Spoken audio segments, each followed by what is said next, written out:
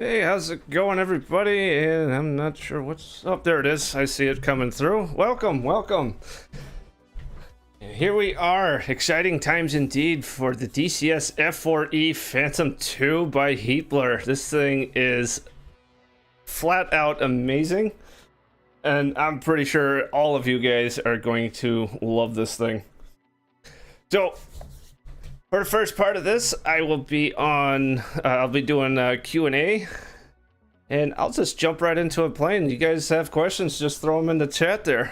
If you guys see me looking off to the left in the cockpit, it's because I'm looking at the iPad that's got the chat running on it right now, so got that going. Let's jump in a cold and dark. Whoop, not that one. Let's see. Just jump on Marianas. Love the Marianas Island map. It's one of my favorites.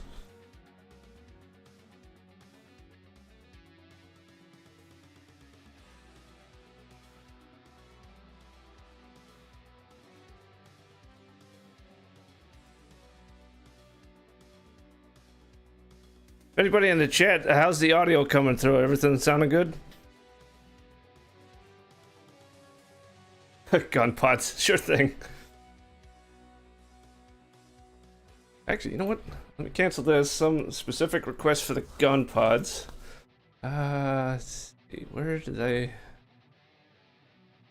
Oh, no, I don't have it there. Oh, I do have it there. Here we go. Ah, 10 out of 10. All right. Cold start is not terribly complex.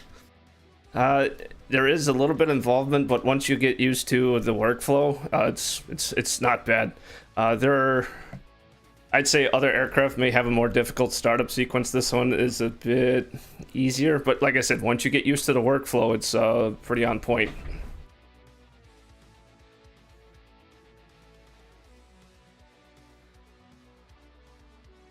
Yep, just waiting for the mission to load. Now, at some point during this, I will be joined by Heatblur, so we can get some Q&A with them as well.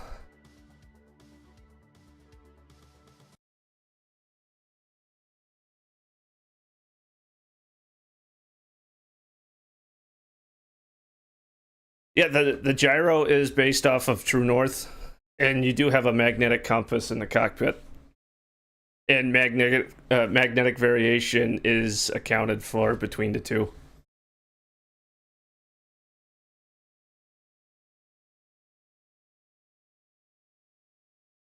I don't know if the kneeboard cards have the startup procedures or not, but let's check this out. Oh, here we are. Let me get my head tracking turned on real fast. Start that. There we go.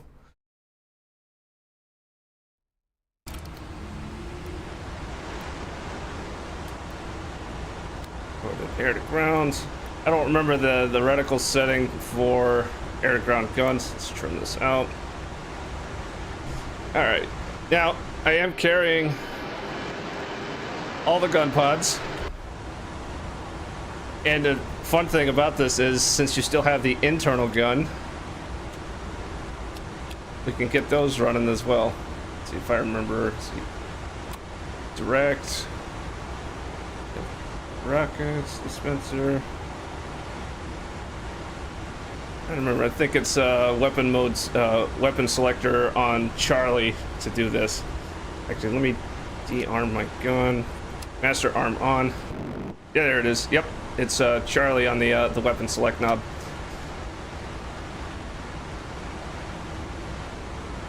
This poor tree has no idea what's coming for him.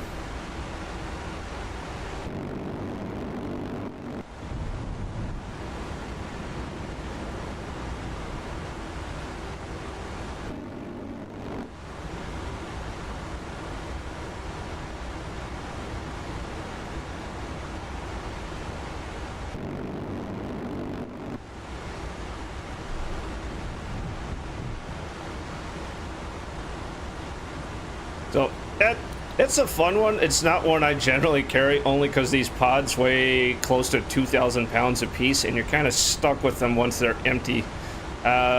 if I remember right, somewhere between 1,000 and 1,200 rounds in each pod.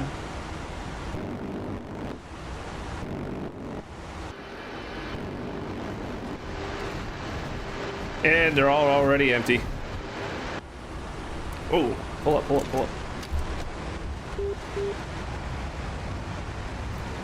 Alright, so that's the gun pods out of the way. Let's see what else is in the chat here. The Iceman. I don't know if there's a full implementation of Iceman yet. Haven't asked. And most of the time I'm up front anyway, so I'm not savvy on Iceman. Let's see. Yeah, for sure they're Zions. Yeah, you definitely want to use the rudders just like the Tomcat at high angles of attack. Yep, I can see your chats there, Mr. Flyboy.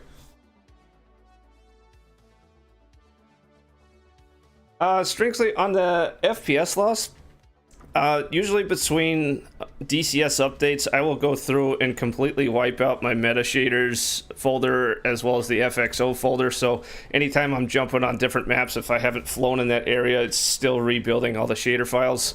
So most of the time it's running pretty smooth on that. That and the sheer volume of ammo going downrange to me have a little bit of effect on that too.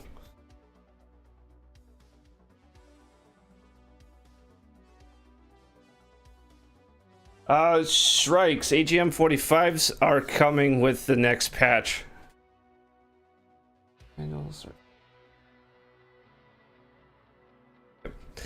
Alright, so that's that. As far as cold starts, just jump right into one.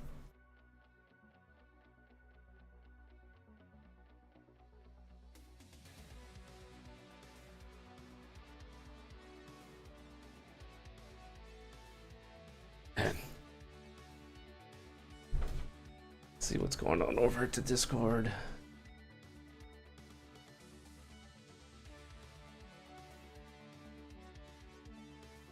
think we got Sedlow on the stream with us. Since I got the streaming... Hey, how's it going? Yeah, I got streaming mode set, so I don't get any Discord notifications now. Copy. I'll let you know if anything comes. Perfect. Thank you for that. And just getting into doing a cold start. I got an iPad next to me too where I can see some questions too.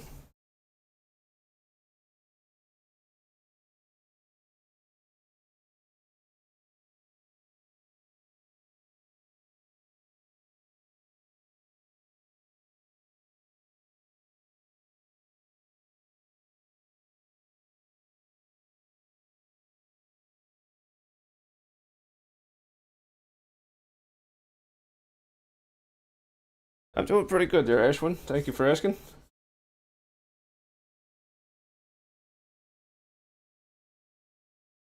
Right, here we are.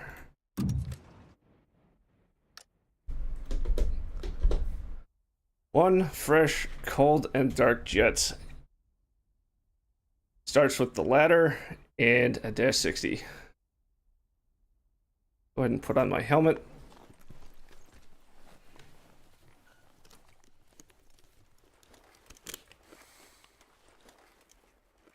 And we'll call up the gesture wheel, tell the crew chief.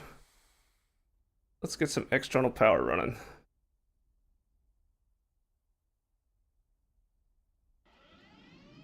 There it is. Let me get the volume turned up for you guys, so you guys can... Oh, no, options.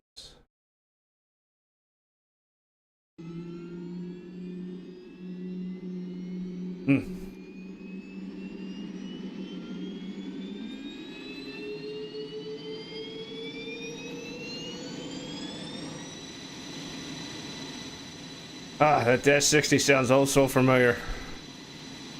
And with the gesture wheel, you guys have the option of using mouse and head looking. Let's see, I'll have them connect to air, connect to right engine. You always start with the right hand engine and the Phantom. Go. Alright, so we got external power.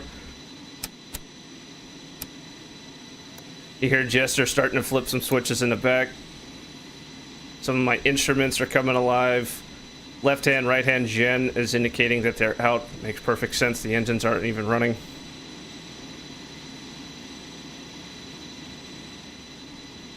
Alright, so let's go ahead and tell them to get the air going.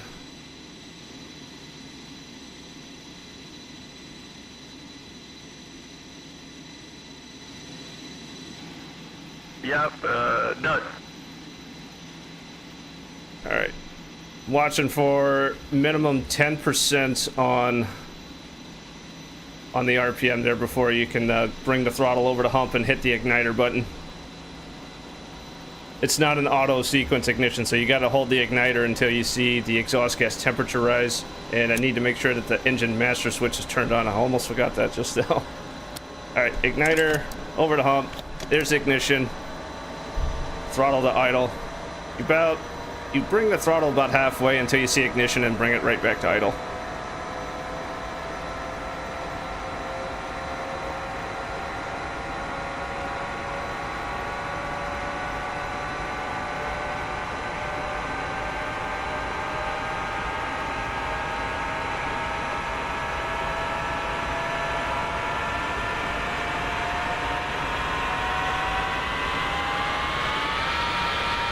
There she is, idle speed. I'll go ahead and tell crew chief to connect to the left. Roger.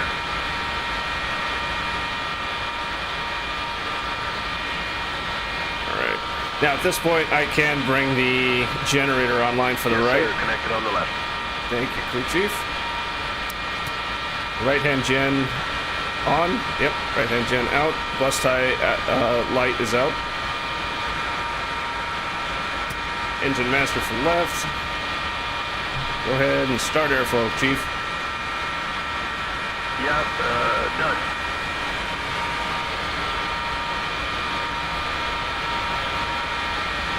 Now the important thing with start number 2 first is you want to check out your utility pressure gauge and make sure your pressure came up about 2,800 psi. Ignition on left, igniter button out. And she's coming up to speed.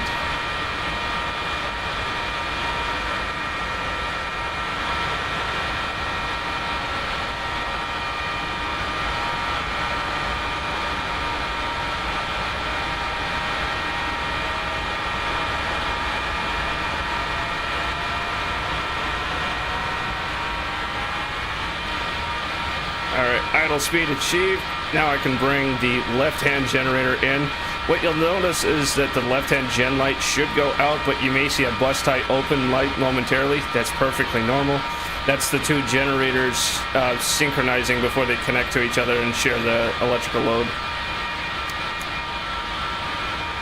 And sometimes you don't even see it, sometimes you do. Alright, we are... If you cycle Gen 2, I can start. Thank you, Jester. Click that. Roger. What alignment do you want? Let's go. Roger that. Stored heading alignment. Thank you, Jester.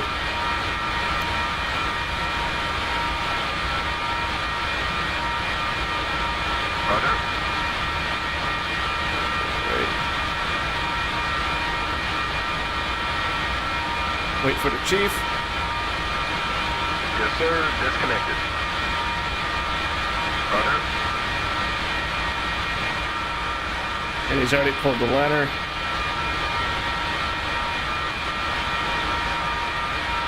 External power disconnected, sir.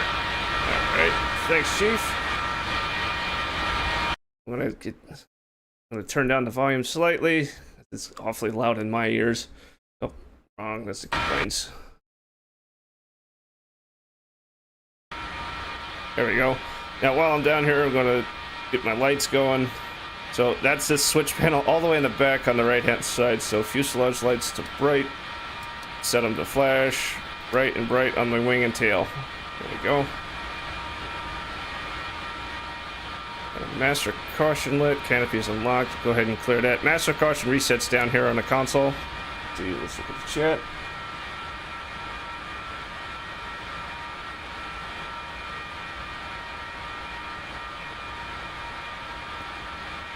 very luckier. The Wizzo does have a fair amount of control over the weapons. However, everything is done up front with this weapons panel right here. So a lot of the selection, release, timing, that sort of thing is handled up front. Unlike the Tomcat where it's reversed. Yes, crew chief checks. Climb clear. Go ahead. All right. Ready to taxi. All right. So if you heard that one call out, he completed the alignment and he said ready for prime and sync.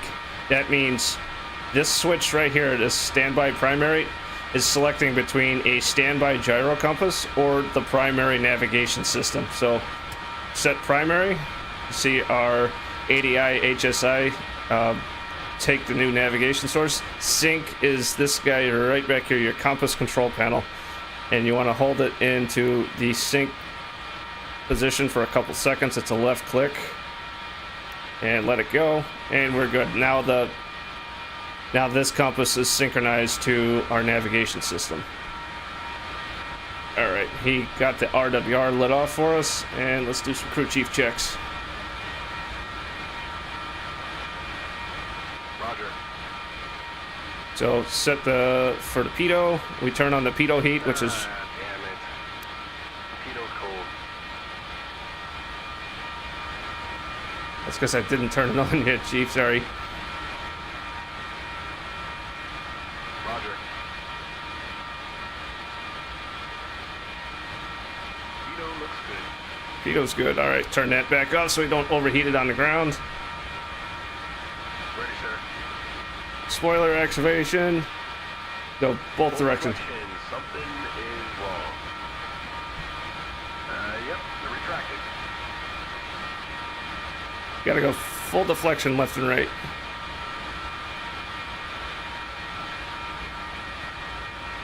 Let's see. Flight controls. Ready. Full left. Stab up. Stabilizer down. Roll left. Roll right. Rudder left. Rudder right. Excellent. Thank you. Let's see. Oh, almost forgot speed brakes. They should be showing full down for them.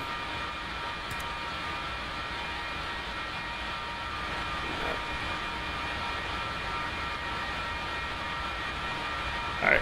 ARI disengage. I'm gonna have to set that.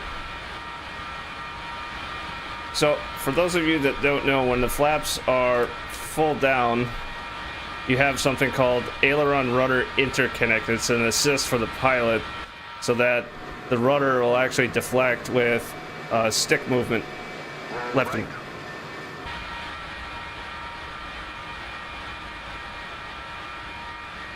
let's see if I remember this sequence for ARI. Ready, sir. So you don't kick the rudder, but you engage the yaw channel as well as the, I believe it's the AFCS, so that won't do it on the ground. Sorry, I am going off of memory for a lot of this, so there you go. So if you notice that the rudder just kicked over whenever I just deflected the ailerons, my feet are not on my pedals right now, and that happens in both directions. It's just an assist for the pilot. Slats down.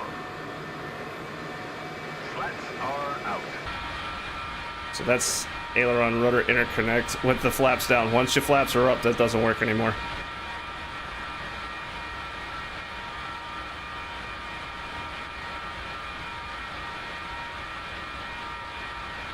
Alright, what other options have we got?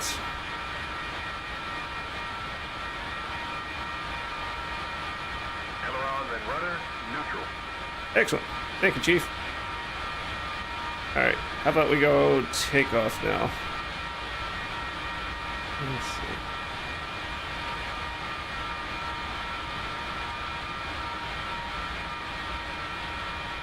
Roger. Let's get my taxi light on. There we go. That's down here on that panel. And you don't turn on the anti-skid. Wheel chocks are out. Not for, You're all set, sir. Have a safe flight. thanks, Chief. Let's see. Last thing I do before coming out of shocks. Autopilot disengage. Bitch AUG. Let's go ahead and turn on my AUGs. Ah. Static correction off. So that's something you do on a cold start, and it's this. Sorry, where's my head going? And it's this switch right next to the throttle for reset correction. So you just click and hold it up for a few seconds and let it go. What that does is that is static port correction for your airspeed. And I'm sorry. Yeah. Or it could be the altimeter for whenever you're doing transonic and Mach, so that your instruments are reflecting accordingly. And now the static correction lights out. Alright. My radar scope turned on. That's a switch center pedestal. Flaps have a combat option. No, not in this bird. I'll reset my altimeter. Alright. Taxi lights on. Where's this? Thanks, Chief. Flaps up.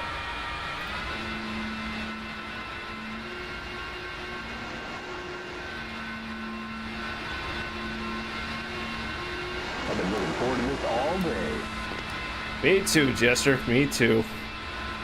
Alright, now just like the F5, for those of you that have the DCS F5 Tiger, you have to push and hold the nose wheel steer button in order to use nose wheel steering. Once you let go of the button, it free casters and your rudder pedals have no effect on steering. Just to double check, are we hitting the deck on this one? Yep. Aha, how low. Oh, I'll be puckering for this one. Don't worry, Jester, we'll be alright.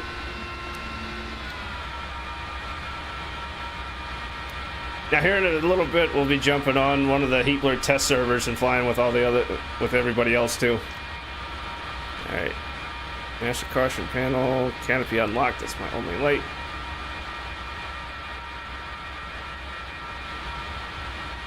Now, you notice I'm taxiing with the canopies up, and this was an actual phantom thing that unless it was really, really cold outside, or if it was raining, for the most part, they taxied with the canopies up. And there was a couple of reasons for that. One of them was the air conditioning wasn't the greatest on the ground.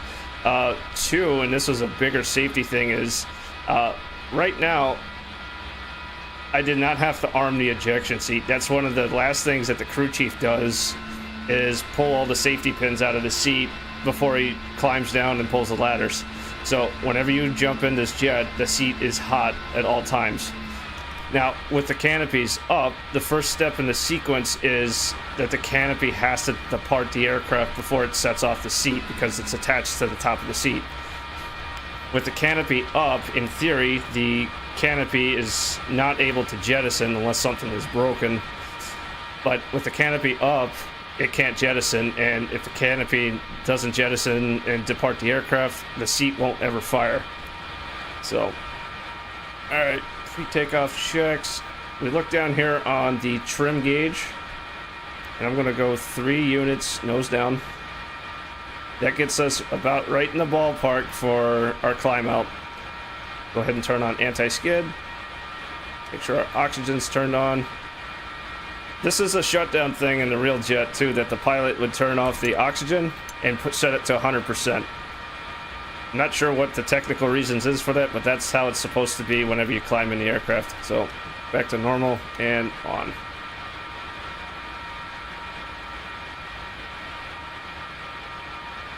Old Man Funky? No, I'm on YouTube only. I'm not on the Twitch. And due to my internet upload speeds, I'm limited to 1080p at the moment.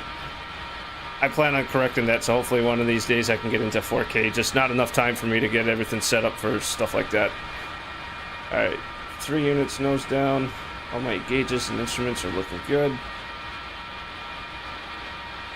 Make sure my radio's on. IFF. TACAN. Some of the stuff I should have been doing earlier. steps are up.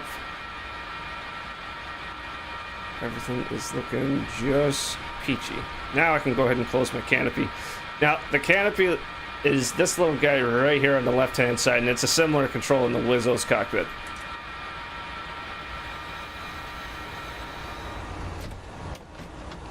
There we go. Alright. And set that to standby. Jester's closing his canopy. Light went out. No master cautions. Everything's looking good. And lock, lights out, and stripes aligned. Thank you, Jester. Fire and overheat lights are working. Everything else is looking good. All right.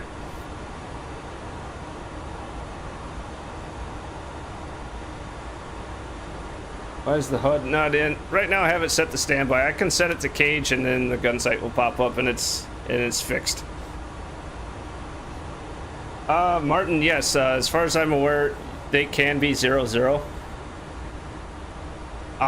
Unless one of the crew is over a specific weight, and I don't remember what that threshold is. Alright.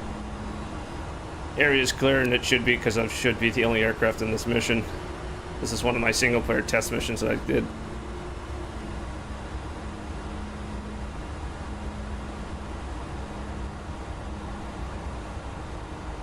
Alright, line up.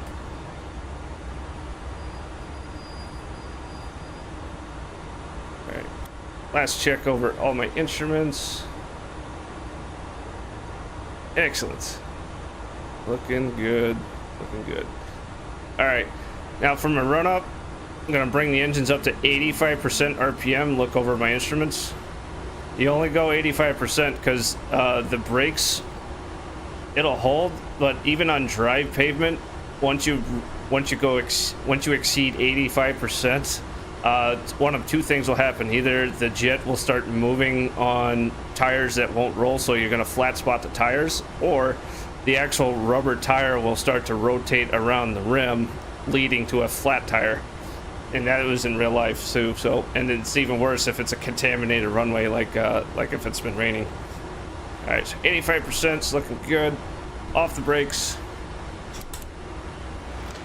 Full thrust. Last check of the gauges. And full burner. Takeoffs are in full burner at all times. Full aft on the stick. 100 knots. I feel like flying. And modulate the stick to maintain a 10-degree nose up. And we are airborne. Whoop, whoop. And gear up.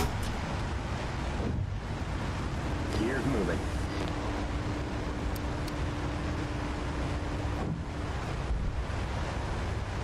Gear up. And once you hit 350, you can come out of burner. 300 to 350 on that. Yes, the tower's angry. I didn't make my call.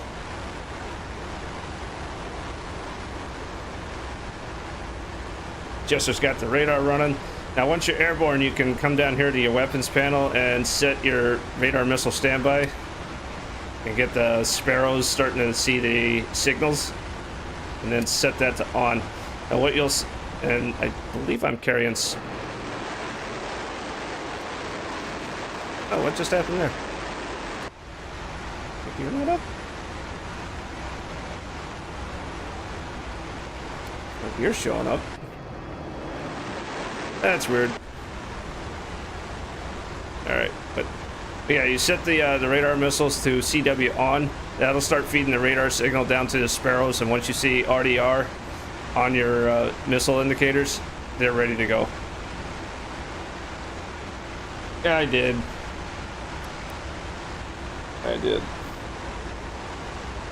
I have a feeling I forgot to put the flaps down.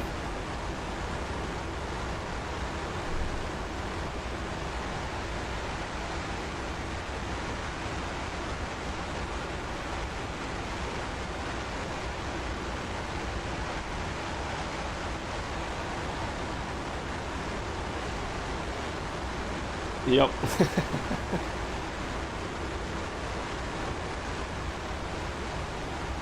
All right.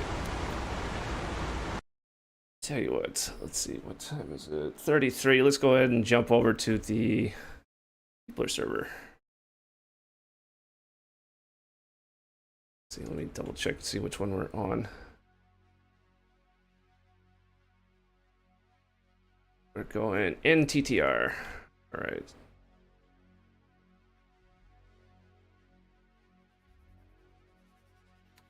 Oh, multiplayer.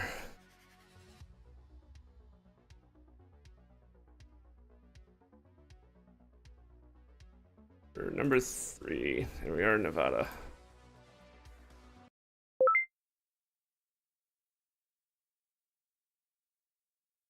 Yes, Tripwire, RWR handoff tone. So if you hit the handoff, you'll actually start hearing some of the radar audio.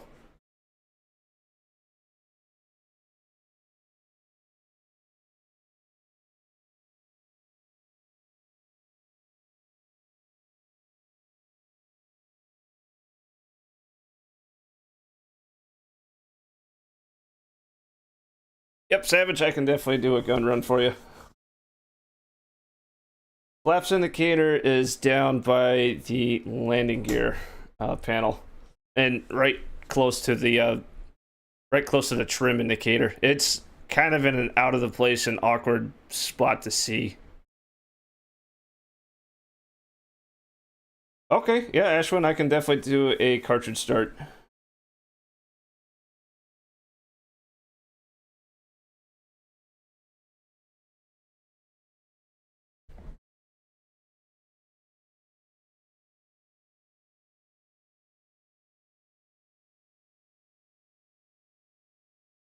And I believe everybody's on SRS. Oh, if you guys haven't seen the latest SRS patch notes, the F-4 was added to SRS, so it's ready to go for launch day.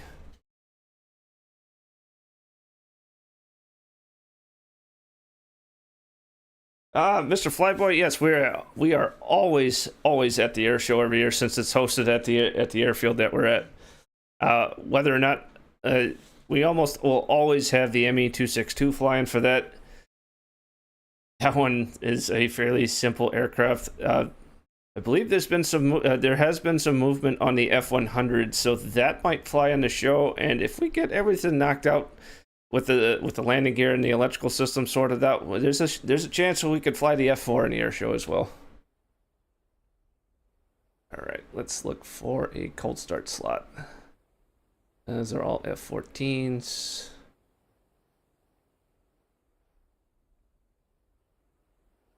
Those are hot starts. Hot starts. Cold. Here we go.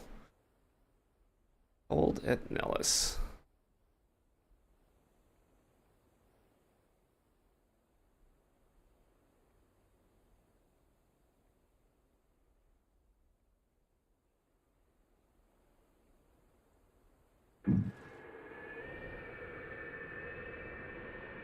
I don't know if you can rip the wings completely off, but you can over G them significantly and possibly shear off the wing tips at the fold joint.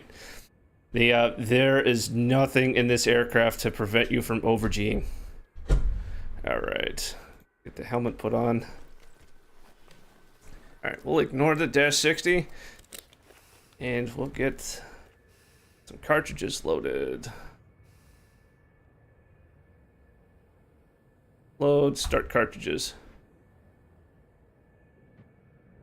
And unlike the Navy and Marines Phantoms, this is a unique feature of the Air Force because they're the ones that insisted on having a cartridge start capability plus a battery in the backseat for doing this.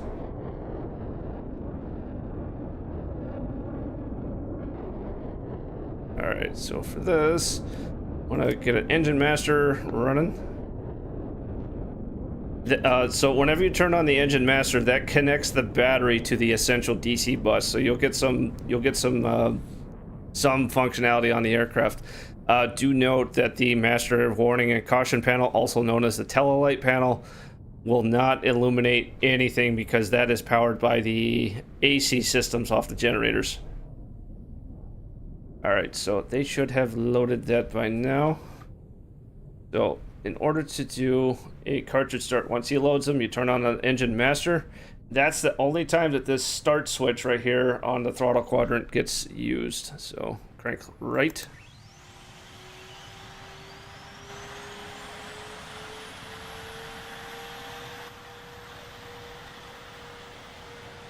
%. Ignition, and there we go. There's one kart start.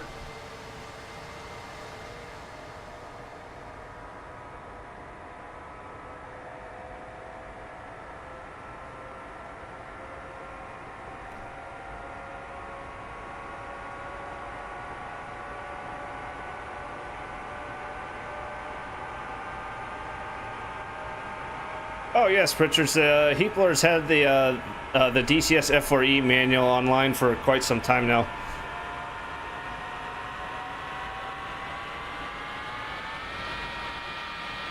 Yep, if I remember right, smoke went off to the right. There's one good start. Let's get a generator online. Let's Jester start doing some stuff.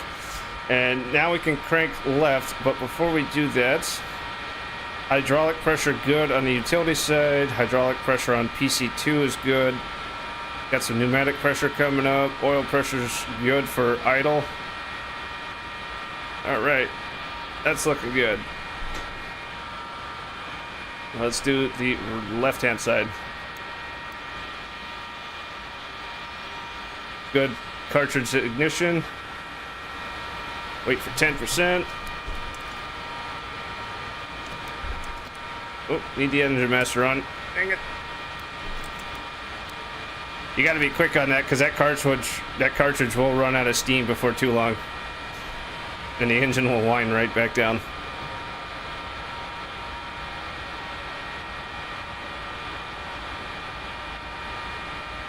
Looking good. I saw PC1 come up on the hydraulic gauge.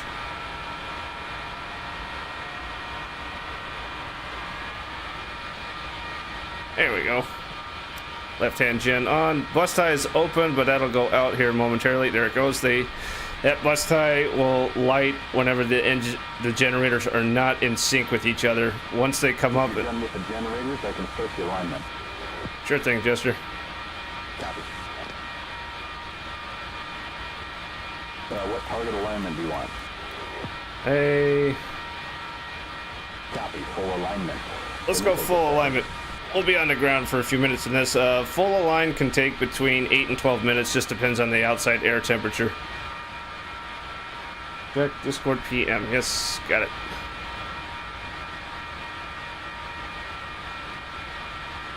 Oh, absolutely. Let's do it. Oh, it sounds like Heatblur's about to join in, guys.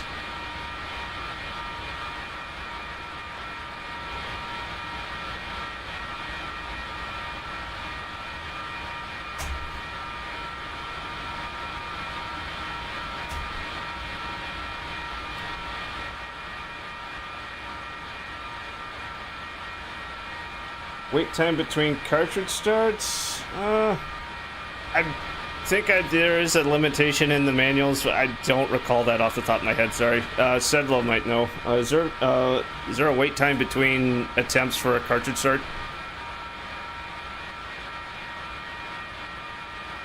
Left your turn signal on. Alright, so while Jester's doing his thing back there, let's get my lights turned back on. All my external lights should be on and flashing. Yep.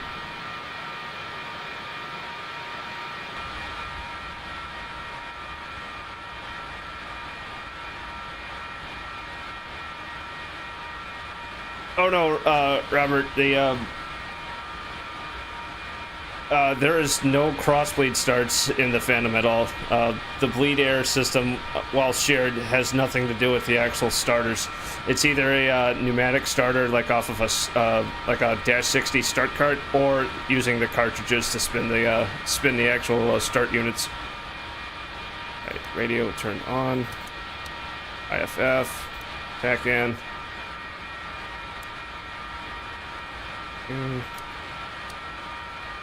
Flats out. Vulture's up. Down. Hey, Volster, how you doing? Pretty good. Pretty good. Awesome. All right. So, for introductions, everybody, Vulture is another one of the subject matter experts. In real life, he did the Wizzo thing, and I think he also front-seated the Phantom, correct, sir? No, backseat only. I was a pilot in high school, then I was a Wizzo in the Air Force, and I'm a pilot right now, so I kind of did that. Nice. What are you flying currently? Pawnees, I got a racing glider, Cessna 120s, tail draggers. Oh, sweet. Those wheels are for kids. That's nice. Hey, everybody. Hey, Iron Mike as well. Awesome. And we also got Eric. Eric flew the F-4E for the German Air Force. Nice. That's He's me. also Hi. awesome. All right, let me turn down the volume so you guys can hear the crew better, guys. Oh, no, that's good. Yeah, I watched your video on that with trying to get the jammer started this morning. That was hilarious. Oh my god. I seem to be a whiz at the ground power equipment, but that one has not been run in some time. But I was saying they should use that for a model for some of the Heatblur ground equipment because it's got the right patina to the outside of it to match the cockpits. Yeah. Right? A bit of a dig there. So yeah. Yeah, we got a hodgepodge of stuff. We got that Dash 60, which actually looks almost identical to that one on my screen just now. We actually have some Navy equipment too, so we got an NC-8 as well for electrical power. Nice. So. You got one of those portable huffers that the Navy used to sling around under their A4s or something? Oh, yes, we have one of those too. It currently doesn't run because I think they had to take the fuel controller out of that to put in, I think, the MA1A, which is another start cart, which does air only. Yeah, that's cool. Yeah, it's one of the things on my list to get running. That T-Bird looks really nice, too. Ranko is asking, Vulture, how do you find the synthetic audio representation of the RWR?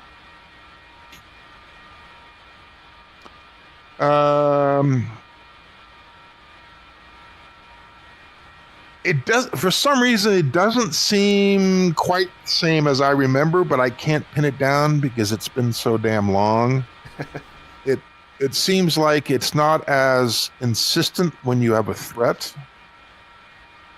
And I don't think the new guy audio is loud enough, but I caveat that with, after I got out of F4s and retired, I went to work for various companies working on sims for F-15Cs and Es and F-16s. And so I'm so used to listening to modern RWR that it's all kind of a mush in my head. So I really wouldn't want to say, make it sound like this, because it could just be what I remember the 15-2s sounding like. So I don't know. It was a simple RWR. It didn't show a lot of stuff. I do remember you get 2 launches and 3 launches. You didn't get CW. You get a new guy audio when a radar would lock you up. But I mean, and you had wing forms and and plan forms and A bars for the gun dish or the F5. I remember that, but that's really about it. So it's an RWR. It may not be a virtual reality. I mean, the virtual replication of the 46 back in the day, but who knows what that sounded, unless we could find some, contemporary videotape of it, how it would sound like. I couldn't provide a better estimation. It's close, but it's not exactly right. I noticed that the display still kind of flickers weirdly at times. It has a random flicker rate on the buttons on the control panel, and I don't remember that, but again, that might be I think that's written up somewhere. Other than that, I mean, it's functional. It tells me when SA2 is up, and it tells me when SA2 launches, which is what I care about. I wish it told me when the damn Mirages were shooting at us, because it doesn't seem to give me that. But all you would get is a lock, an AI lock. You're not going to get a missile launch, so because it doesn't have a CW receiver. So that's understandable. If I get a lock from an AI, I'm worried, because I don't think I should. I think we talked about that. I don't think we should get search. I don't remember if you could select search and get search, but even that, I don't think that gives you AI search, but it might. Without the classified old, tech order, it's hard to tell. Right. But I don't think you would get search radars unless you had search box, because otherwise it'd be the scope. Well, you'd max out the processor, I think, is the problem. That little processor back then couldn't handle a lot of emitters at once, so you just turned search off because who cares? Yeah, you'd also get an unknown for a lot of the search stuff, and then the unknown flashes. Yeah, but again, I think unless you actually have search enabled, you're not even gonna get those, because I think back then it would so overwhelm the processor, it'd be useless. It's like we didn't run ships very often. Once in a while, we'd go against boats and turn on the boat and get some ships, and then it'd light up your scope, and you go, "Oh, I ain't going there. That looks dangerous." Ships was not a good idea. No. Or going after boats was not a good idea. Suicide mission there. But it was pretty basic, but it told us what we needed, I guess. It's a shame we don't have the old APR 3637 and get the golf balls and the strobes and the noise. That was a pretty goofy RWR. And that's the one that predated this thing that we have currently in the E, correct? Correct. Had the same basic, similar looking display, different control panel, I think, but it just gave you strobes towards the emitter, and the distance from the center out was the single strength. And then the type of strobe told you what it was. Golf balls was AAA, so a bunch of dots was AAA, and then long dashes was something, and I don't know. And then it would scream at you if they shot at you. So that's the one that Robin O said, fuck, he just turned it off because it was too distracting. I think it was Robin O. Some of the guys, I think in some of the books about, and I'm going to say that, they put that in there, and the guy said, I can't figure this out, turn it off. Too noisy. Oh, wow. But, these are old school guys. They weren't used to being yelled at by some computer in the cockpit. Nice. Because we're talking Korea vintage pilots here, even some World War II pilots. So all this newfangled shit. They probably thought the old tail warning radar on the P-51 was fucking magic. So I like that little tail warning radar in that thing. Although not without its limitations. Yeah. Yeah. Yeah.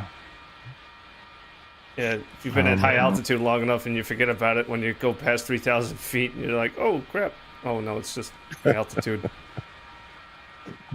Yeah. But, nice. Yeah. No, but Did you ever get the opportunity to fire Shrikes during your time in? we did not use Shrikes at all. And the only people who used Shrikes were and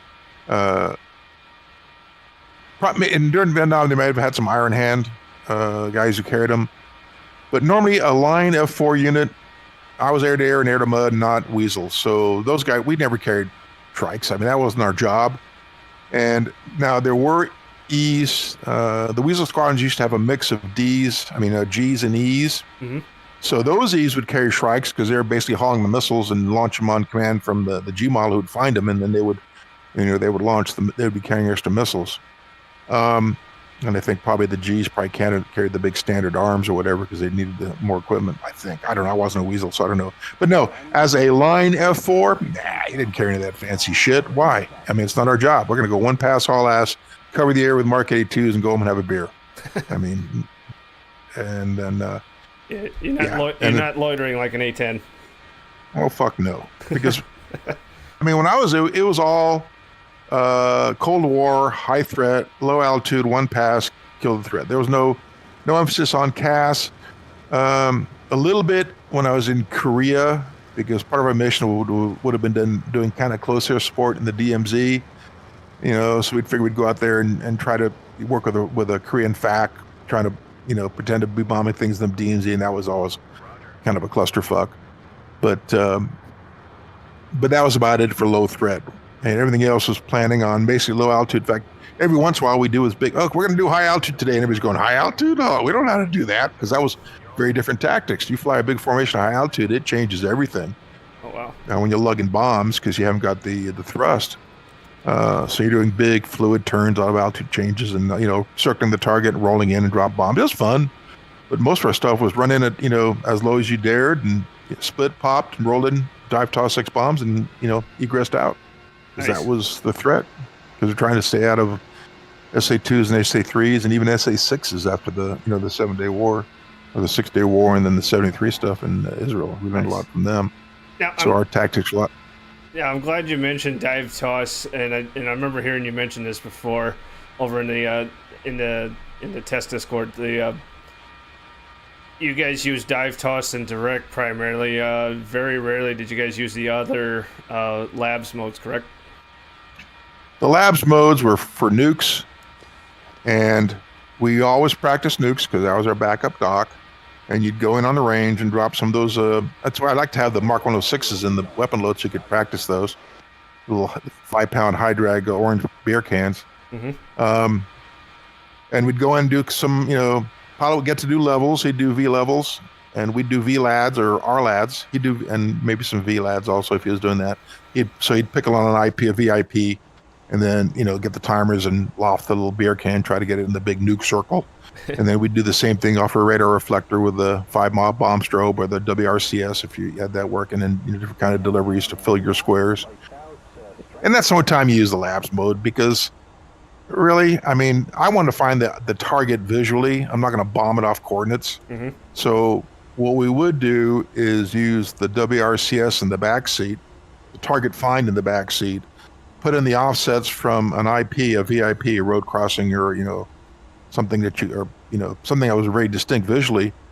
You'd plan out the bearing and distance from that, crank in that distance and north, south, and east, west distances from the IP to the target, and do a freeze insert over the IP. And now the pilot had immediate, very accurate steering to the target. And then he'd fly on, you do your split at a certain distance, roll up, and in the pop, if you saw the target, then he'd select dive toss and roll in and dive toss on it, or if dive toss was the plan. Unfortunately, you couldn't run in and dive toss because if your target find, and if you selected dive toss, it'd take away your target find anyway. There were some complications there. It was bit of a switchology trail, but not bad. That was about the limit to using the WRCS, fancy modes. Right. Because why? They're dumb bombs. You just throwing bombs away by doing that. Gotcha. You might as well just look at it and then go through a dive toss if it's a low drag or a CBU. Or if it's snake eye, you just drive on in with some mills and drop them real low. So yeah, they're kind of fun. They're fun modes, but they're really kind of pointless because they tend to kind of limit you what you can do. Okay. And that's what made dive toss so. Dive toss was the way to go if it worked, because you could basically be maneuvering the airplane all the time. You never were straight and level or in a straight line because you'd pop, roll in, put the pipper near the target, backseat would lock on, pilot would move the pipper onto the target, pickle, pull, bombs come off, he's maneuvering. And if you think about it, if you do that, you are never going in a straight line for more than a second, which is the time he stabilizes and pickle. You're always maneuvering. So it gives AAA a harder chance to hit you. You're moving the jet around. And unlike direct, which means you got about 4 to 5 seconds straight line down final, which is when you get shot. Right. To get your parameters down, if you want to hit anything, dive toss gave you that kind of maneuvering and some standoff. So it was definitely the way to go, and it worked when it was tuned. So it was definitely the optimal way to go. Gotcha. And honestly, we did everything pretty much was Mark 82s. Oh wow. And then later with a spike, it was GBU 12s, occasionally GBU 10s. Ooh, 2,000 pounders. Yeah, those were fun. You knew when they came off the airplane. It was a nice loud clunk, and the plane kind of rolled a bit. And they were fun to guide because they were so big. They were very accurate, and that's a weird thing too. The Mark 84s are more accurate than Mark 82s because the fins wouldn't get bent as easily, and the bomb matched the ballistics better. Because low is bitter. You look at a bomb, and they're pretty crudely put together. So there was more dispersion on the smaller bombs because a little bit of bend on the fin is going to drive it off more than a big 2,000 pounder, which is going to be and you could loft 2,000 pounders pretty close, but still it's an area target. You're lofting a 2,000 pounder into an oil refinery type of thing. Yeah, it's going to hurt some stuff pretty big. Yes. But they were fun too, and 117s were fun to drop because you could loft those quite a ways, and they also skipped really good on the water.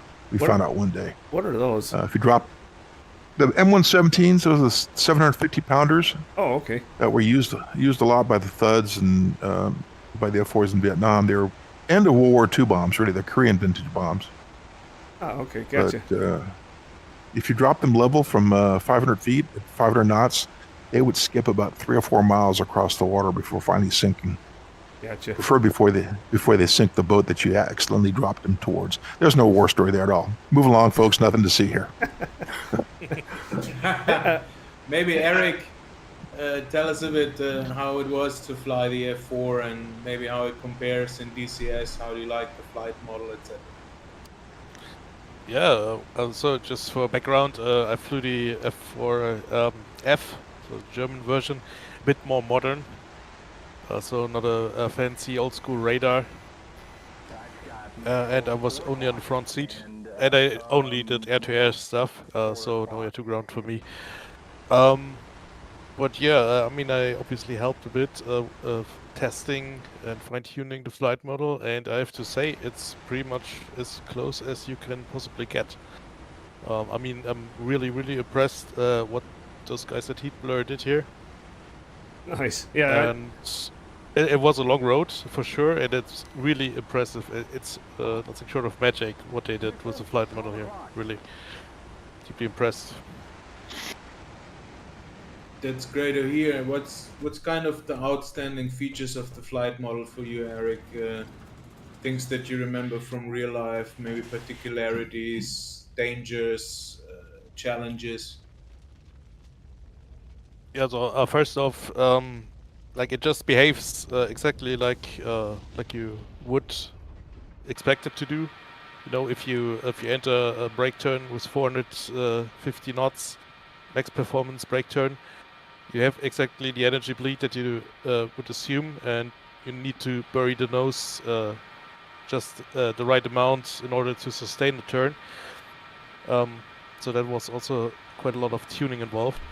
And from the special flight characteristics, I think many Tomcat drivers will feel right at home here, because you really need to use your rudder, especially when you're slow and high AOA. You cannot even think about using the aileron, because any stick input and she will gladly flip you around to 180 degrees. Yikes. And put you to inverted spin if you really overdo it. So really need to get your high AOA maneuvering with the pedals alone in. So really need to do all your lift vector placement just with your feet or the twists, depending on your hardware. So yeah, that's definitely one of the most characteristic property of the flight model. How good of a dogfighter was the F4, Eric and Vulture both? You know, how was it great at dogfighting? Was it difficult at dogfighting? A lot of people say, yeah, the F4 wasn't that good at dogfighting. But myself, I feel she's actually extremely a lot of fun in dogfighting, in my opinion. She's challenging, of course. You have to. You need to keep your energy. You have to fly by the numbers. But if you're really good at max performing, at always pulling the right AOA and not too much, then you can really make your voice heard out in the dogfight arena. That's for sure. Nice. Yeah, and it was good to. I mean, it's a vertical fight. You had to use the vertical because you want to use the egg to come over the top, get a little extra G. Because usually you might be under a little less G than the your opponent. And plus, if you trained with external tanks, we always had the stupid wing tanks most of the time until the very end. You were limited on G, so you learned to fly without going over 5.5 Gs. So it forced you to fly very careful fights, which meant that in real life, if you punch the tanks off, you're going to have a little extra, to play with. So it wasn't a dogfighter in the sense. It obviously it's an energy fighter, not an angles fighter. But that being said, it had plenty of energy, and the AIM-7 was a surprisingly good weapon in a dogfight. If you keep the separation around, come back into the fight and get a lock on. I mean, you sling that big skinny white wingman at the guy, and he's going to be BFMing that, not you. So it was kind of like our all aspect, close in BFM. I mean, all aspect close range missile, because you could throw it across the circle. That gave you an interesting. We used to fight Fs when I went to Wittmann a few times back in the 80s, deployed, and we were going against Fs. The Fs had nothing but Limas at the time. This is before they got the upgrade. So they're coming in with Limas and also smoking engines, by the way. We call them the diesel jets. That was kind of fun. Whereas we had AIM-7Fs and AIM-9 Papas. So we had shitty heaters, but good radar missiles. against and non-smoking engines versus jets that had smoking engines, good heaters, but no radar missile. And the tactics were completely different because we're trying to poke them at long range, whereas the Richthofen squadron was trying to, sneak in and force us to bleed off our missiles and then get in a tight fight where they could punch us with their Limas. It was a lot of fun. But in the case where same basic airframe, the weapons made a big difference. We actually, in a Foxtrot model, we actually had the same tactic then, just with the AMRAAM. Like we always practiced 2v1. Like one guy is engaged, the other one extends, and then comes back around and locks the right guy, definitely not his wingman, and then shoots across the circle and kills the right guy, of course. Yep. Also, no war story to be found there. Get out of my way! I got a shot, or I'll shoot you out of the way. Yeah. And sequential attack. I mean, it's not an airplane you go into a fight by yourself because you need a wingman because you're going to be sequential. So if you find a bandit, you always want to time up with one guy, other guy gets separation so he can get back in the fight to give enough range to get that AIM-7 going in.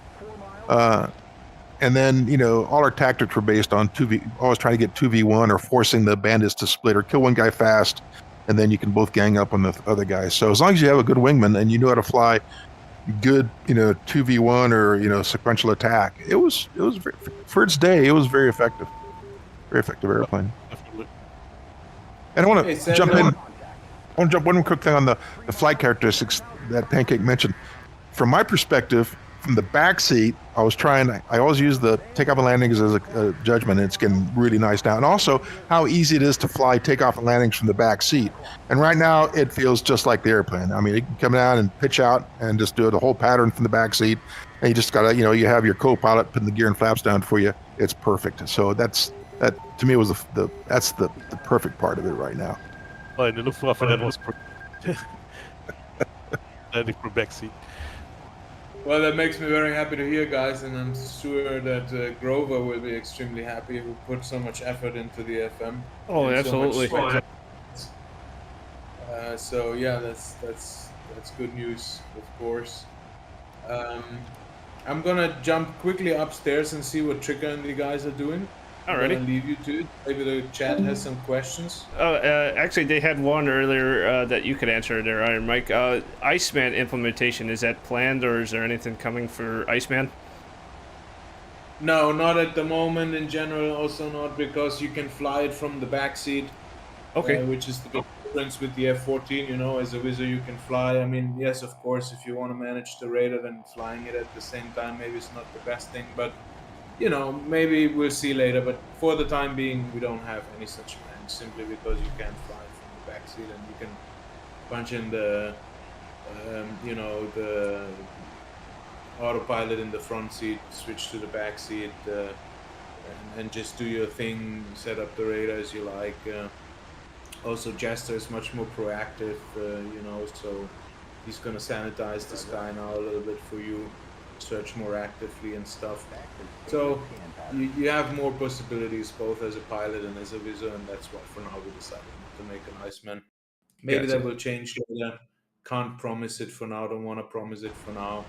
We'll see. Needs a better call sign than Iceman, though. Needs something more Air Force-ish. Yeah, agreed. That's something we'll change. We need to suggest it. Because Air Force call signs were not meant to be cool. No. We'll call him maybe... No, I'm not going to say it.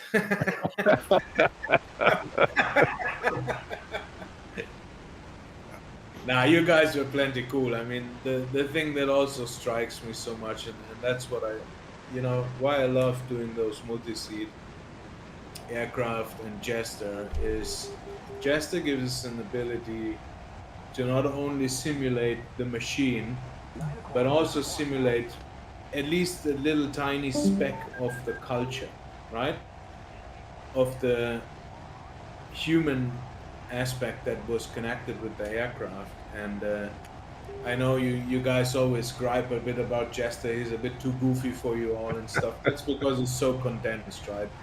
But the stories that you guys tell, I mean, they're quite goofy too, and they're quite in a very positive way, in a very endearing way. You know, I mean, you all were young back then and had all your shenanigans going on.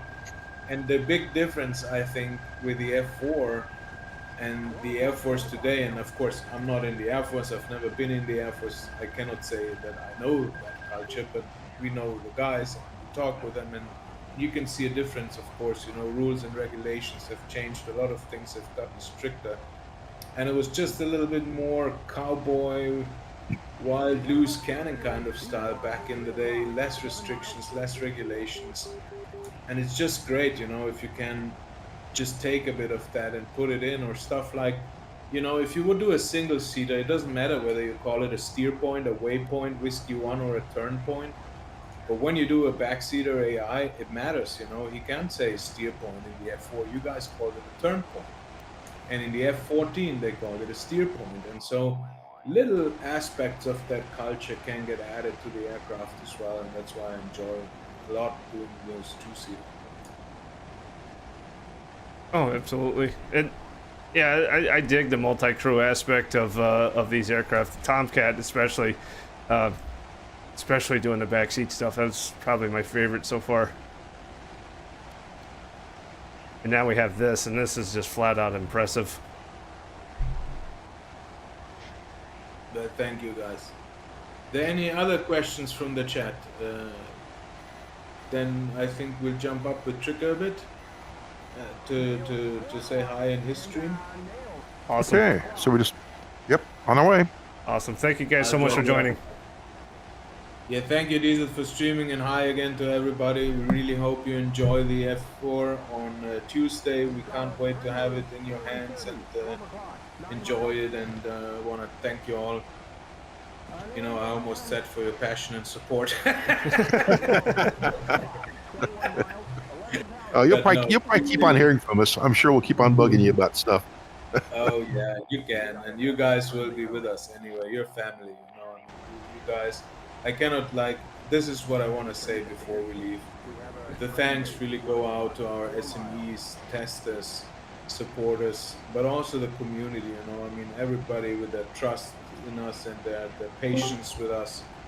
It's incredible, you know, to experience that. And I know it was tough to wait, and then we had to delay it, which made it even tougher. But I think it was worth it, because what we ultimately want is to give you the best possible quality. And I think we've gotten close now. I'm feeling more and more confident day by day. I don't want to jinx it, okay? Let's not praise the day before the evening. Right? Yeah. But still, I think we're on a good track, and I cannot wait for the community to have it in their hands and experience it and enjoy it. And so I want to thank you all, especially Vulture, Eric, Pancake, you know, Kirk. You guys, without you, we couldn't have done it. Simple as that. The same goes for you, Diesel. Thank you. You know, I mean, the ability to go, like, just switch that switch for us and let us know what it does and how it sounds and how that lamp's color is, and all those kind of things we did and had you do in the cockpit videos you gave us and provided us with. I mean, to have this first-hand kind of access on a functioning F4, or soon to completely function F4, you know, it's just mind-blowing.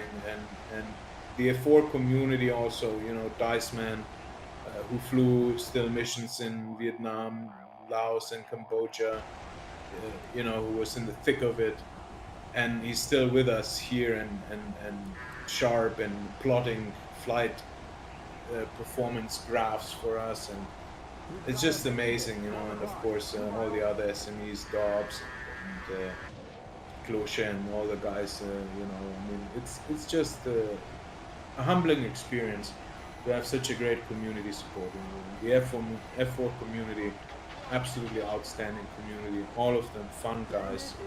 And yeah, long speech, but the essence is thank you. Indeed. It's fantastic. This aircraft, I think, is in a excellent position, and I personally feel like everyone's going to love this thing. It's awesome, to say the least. Absolutely. Thank you. All right, let's jump up and say hi to Tricker a bit. and have all fun enjoying Diesel stream, guys, and see you in the Phantom Skies on Tuesday. Indeed. Okay. Yeah, thanks for joining in, guys. Sure thing. Sure. Oh, that was awesome, guys. Oh, darn that. I've just been flying around trying to find a bandit and just have some good stuff to show you guys. But now we're back, and what would you guys like to see? Because here I am, and here's a stream. Let's do this. Thanks, Martin. I'd like to say I avenged myself getting shot down earlier, because that was another Mirage F1 that got me then. Gun, gun, gun. Awesome. All right. Let's do that. So... arm the gun. Now, here's the thing for air-to-air mode. Nails 4 o'clock and nails 5 o'clock. Let me get the volume turned back up. I turned it back down for a conversation with the Heatblur crew. There we go. All right, now, despite having the gun selected and it says arm on your... so here's a interesting thing with McDonnell Douglas terminology. When it actually says HUD in the manual, and what everybody thinks is a HUD is not a HUD. So that's a gun sight. In McDonnell Douglas land, that's the HUD. This little 4-light panel that has your weapon status. That's what McDonnell Douglas called the HUD. Which, to be fair, was a lot better than what the older model Phantoms got, like our D model over at the hangar. And I'll do a comparison video one day, because they were a little late to the party with getting hands-on throttle and stick implementation, so the pinky switch that you'll see referred to in the manual and in the control bindings is what sets up your air-to-air weapon, so you didn't have to take your hands off the controls and fumble around with the weapons panel to select air-to-air. But to go with my previous point, despite it saying that the gun is selected and it's armed on the HUD, I'm pulling the trigger right now, and nothing is happening. You have to come down here on your pylon selectors and select gun. It'll light up green and say arm as well. So let's take a few shots. Sounds almost identical to the one in the Tomcat. Now, you also have the gun rate switch down here on your center pedestal. Nails on our nose, 12 o'clock. Set that to low.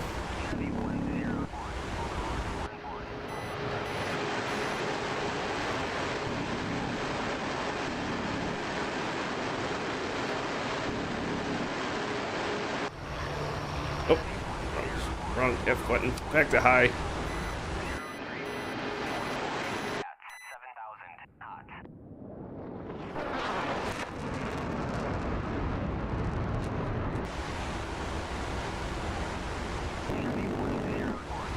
And you do have a round counter. However, where is my track IR doing? Sorry, guys. You set that. There we go. Your round counter is right down there at the bottom of the center pedestal, and looks like I shot out the gun already. So what I'm seeing I have left is... Heads up, new bogey. Left 5, 24 miles, 17,500. 3 Sparrows and I believe 2 heaters left. I don't remember how many I fired. That is a friendly. Nope, I already have 1 left. So on your missile status panel, you'll see how many Sparrows that you have remaining, but you won't see how many Sidewinders that you have. You'll only see the next Sidewinder that's ready to go, and that's shown on my right inside pylon on Station 8. Strike mission, unfortunately not. The strikes are coming in the next patch. Friendly, E2, 9 o'clock. If I have it right, Eagle Dynamics is working on those, because they do pretty much all of the weapons for DCS now, all the weapons coding. And the strikes, I think there's at least 8 or 10 seeker heads that can go on a strike for doing the Wild Weasel stuff. And they aren't available yet as far as we have as the testers go, because we're still waiting on the next patch when they should be coming. Emphasis on should. always subject to change with Eagle Dynamics, right? All right, I got nails, 8 o'clock. Can I over-G the aircraft? Absolutely. Here, I'll just go full burner, get some speed. I'm gonna yank back the stick as hard as and just.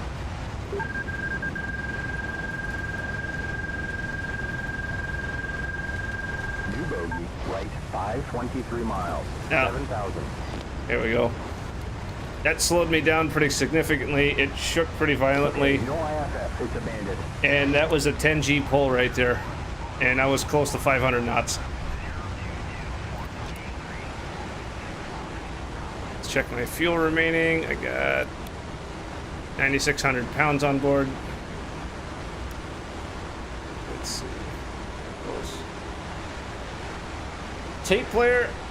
I don't know. I'd like to say yes, only because the Tomcat has it, but it's not something I've checked out. I've got nails, 4 o'clock. What radios does the F4 have? Good question. So, the radio in the pilot's cockpit is this big guy right here, this comm panel. Almost all of your channels, you have 20 channels that are presets.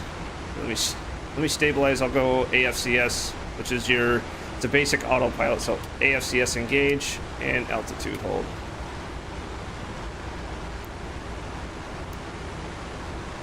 There we go. All right. So yes, the radio is this guy right here. This is your radio control head. Now, unlike a lot of the other aircraft where each seat has a radio, there is one radio in the aircraft. It's actually located in that panel right behind the Wizzo's cockpit. That's got the let's see if I can remember my controls.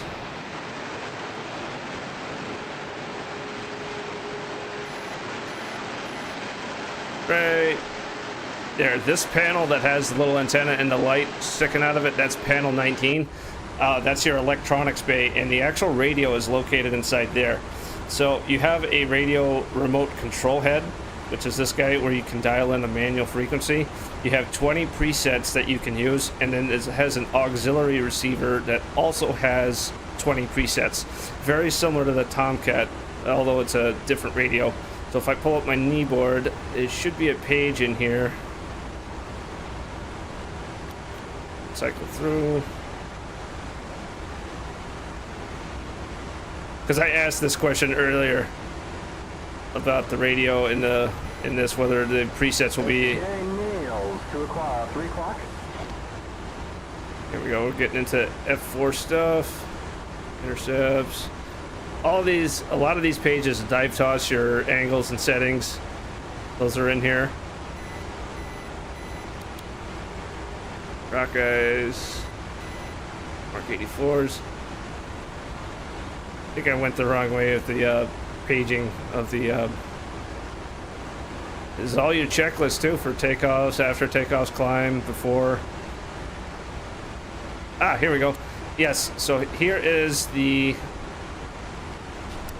This shows you all of your presets in the radio, and that's set in the actual radio that both seats have access to. Now, in order to select a specific channel, see this light here that says comm command? That light is indicating that I have control of the radio. Now, even if you don't have control of the radio, you can still talk on it. You're not the one controlling the frequencies. Now, this button right here, I can push it and it'll pass control back and forth. And then the back seat also has a similar panel as well to control your radio. So either I have control of all the radios and presets, or the back seat does. And it's the same thing on your TACAN. So this nav command here is dealing with the TACAN. So right now, backseat has control of the TACAN. Whatever channel he has set back there is what will be up forward on the displays if I have TACAN selected. Or I can take it back. You can pass control back and forth that way, or you can take control in either seat. If you want to do manual control of the radio, that's this toggle switch right here between preset and manual.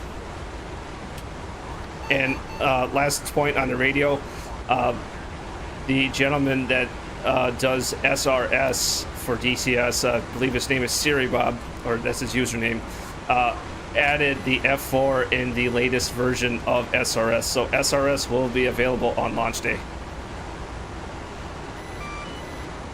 Ethan, this is a Block 45 Echo model, so it's a slat wing F4 Block 45 with the DSCG upgrade.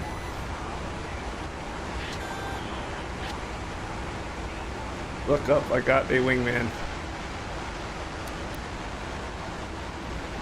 Looking.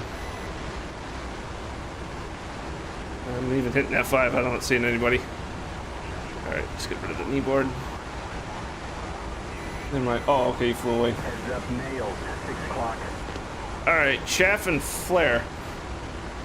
You have this little button on the front of the throttles. That's your dispense button. And then you got some programming stuff right here as far as the chaff system goes. ALE 40, and then the back seat has a couple of switches for selecting either single or program for chaff release, chaff and flare release. And then the dispensers are actually right, again, let me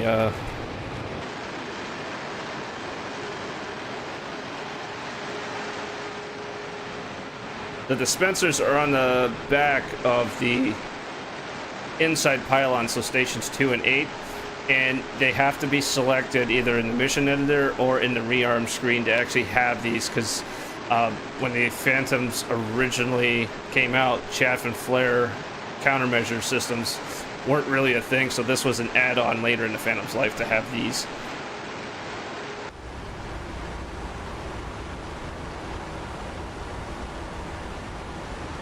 Rainbow carrier landings, I'm not going to say that you can't do them within DCS, because you can, and the tailhook does work.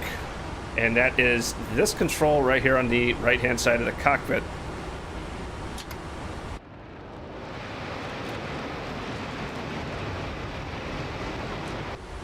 And unlike, say, the F-15 and the F-16, once you deploy the tailhook in those aircraft, you can't retract it because the ground crew has to do that. The Air Force did not change the tailhook, which has Navy oranges and can self-retract. And it's the exact same hook as the Navy aircraft. So, I believe it was Heatblur that actually did this shortly after the hook was implemented. Got a good screenshot of a carrier landing.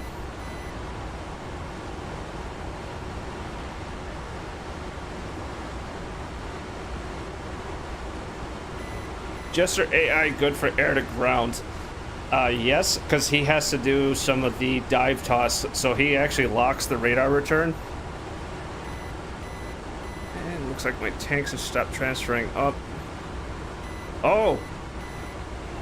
For those that watch the fuel video, I have the perfect situation right here. So, you guys see on my caution and warning panel, my right and left external fuel tanks have stopped transferring. And I'm showing 4,000 pounds in the fuselage, but 8,000 pounds total. That 4,000 pound differential is about the quantity that's in the wing. So right now I have trapped fuel, and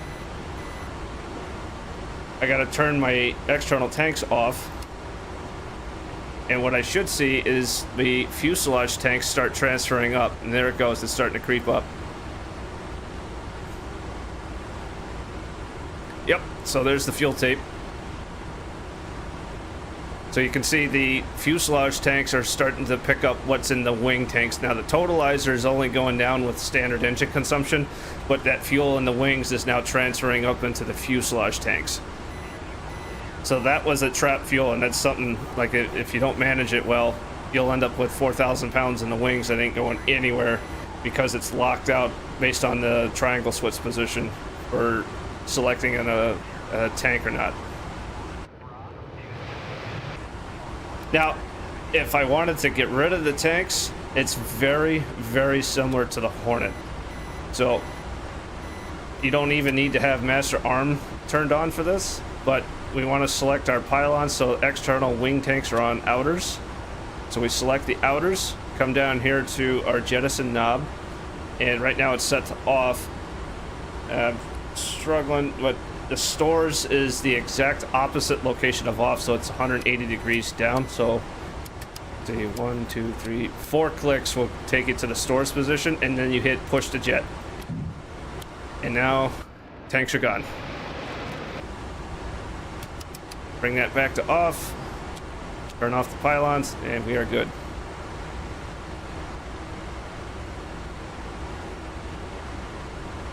All right, it's looking good. All the fuel's transferring up. I'm gonna clear that master caution. There we go. Designed for carriers, though. Nope, not the Air Force variant. Internal fuel on the Phantom is just over 12,000 pounds. And that's between the fuselage tanks and the wing tanks, so right around 12,000 pounds. Let's see. Let's go do a landing. Where am I at on this map? Way over here. Yep. Let me pull up my TACAN for Nellis and we'll do a landing. 12 X-ray. Alright, so 12 X-ray. Yep, it's already preset. Transmit, receive. Alright, so so for your navigation, that's these two knobs right here. The flight director is turned off, so I don't have the needles, but now I want to do TACAN navigation, so rotate. The mode is the right-hand knob, so that's my navigation mode. So nav to TACAN. TACAN just lit up. Bearing and distance, we also want to set to TACAN. So that there. My arrow comes around and is going to point to it, hopefully, if I'm near it, which doesn't look like it. And I have no distance to it, so I'm not picking up a good TACAN signal.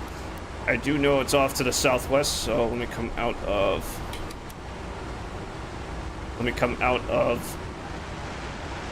autopilot and turn off to the southwest.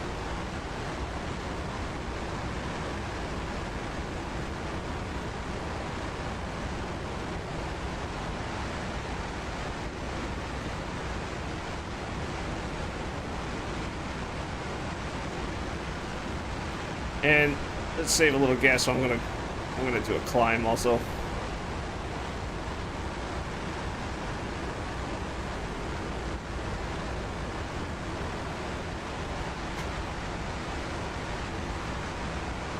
I will emphasize that, just like the Warbirds, this thing loves the use of the rudder. So you do want to fly coordinated turns.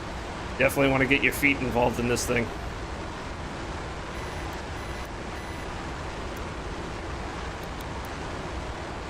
Alright. Can I deploy the speed brakes? Yes. Stand by on that. Anytime the autopilot disengages, you'll get a master caution. That doesn't mean that anything's wrong with the autopilot. It's just notifying you that the autopilot disengaged, and that could be either from you maneuvering or actually just turning off the AFCS switch. Let me go ahead and clear that. Speed brakes will not affect. You'll see a speed brake light right there. Speed brake is out. Anytime it's in any other position other than retract, it'll be out. But they come out of the bottom of the wings.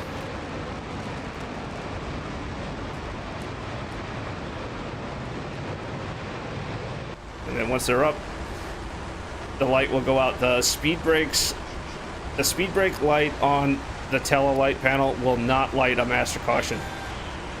It's more of an advisory.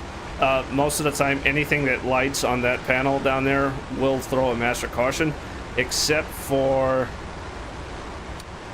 external tank transfer lights or the speed brakes. Anything else on that panel will light a master caution. Oh, looks like I'm picking up a TACAN. I'm 105 miles away, and it is a little bit more to the west than I thought.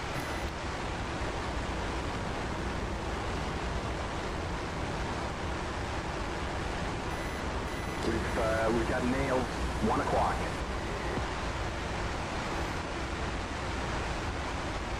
$23,000 feet. Let's stick with that.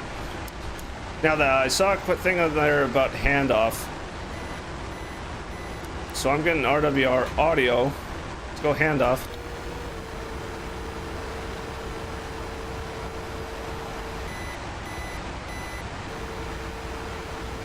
That noise is actual radar signals that sweep across your aircraft that you can hear.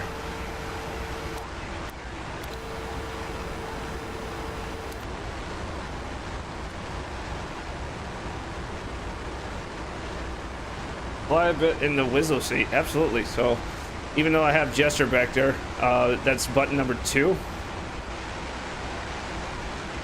And the way they have it set up is the cockpit will not render unless you are sitting in that seat. So here we are in the back, and with its glamorous view. Not kidding, this is just like the real one. I've sat in ours, and it is almost identical. And you can kind of see out the front if you tilt your head off to the side. A little bit more to the right, looking through that gap. So your antenna hand controller is right there for your radar.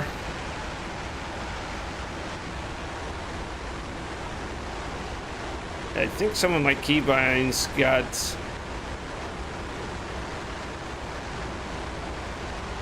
In one of the versions, I think they changed up some of the keybinds, so I lost some of my keybinds on that. But yeah, there's your radar stick that controls the radar cursor. All your radar stuff's back here on this panel, so aspect to aft, there's your range. Your mode, this is important. So B-scope wide. That's this look. That's a very familiar to a lot of the other fighters is the B-scope. What I like and what I normally do for a general search, and this is also reflective of real life, is you go to PPI, that is plotting indicator. I forget what the second P stands for, precise plotting indicator maybe, but that is actually showing a conical scan, just like as the radar is sweeping back and forth, so you get a much better idea of where a bogey is in relation to your nose. That generally is the normal mode that you would search in, and then go for the B-scope whenever you're trying to track and prosecute a target.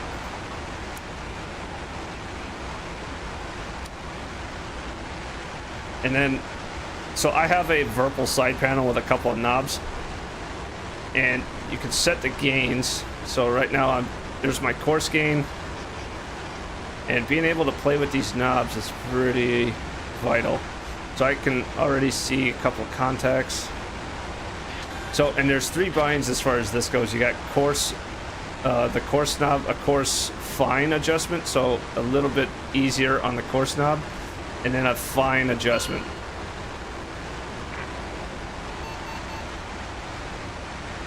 So right now, if I turn the gain all the way down, so the radar signal is still being transmitted. It's just you're adjusting how sensitive the receiver is. And I can already see a couple of aircraft out in front of me, just off to the left.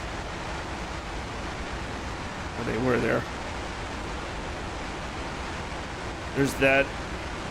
The mode for the scope right there is set to radar. If you're firing the TV guided weapons like the Walleye or the Maverick, that you set it to TV if you're carrying those. One thing I do like, but I don't have the ability to demonstrate it now, is right up front, right here, and right here in the back seat, this one indicator that says skin track. If you have a good lock on somebody, that'll actually turn green, so that's the actual radar is picking up that yes, I'm actually pointing at something that metallic in the sky, like an airplane. Oh, air to ground is fun in this thing. Yes, I have tried it. And once I land, I'll rearm with some air to ground ordnance. Oh yes, you can remove the boot. So you click the little wing nut at the bottom of the boot here, and the boot will come off. Ambient lighting, like so. Right now, I have a lot of the dynamic shadows and stuff turned on. The lighting will obscure some of the screen. It will wash out the screen if you don't have the boot on. And you can put it back just by clicking in about the right area for it.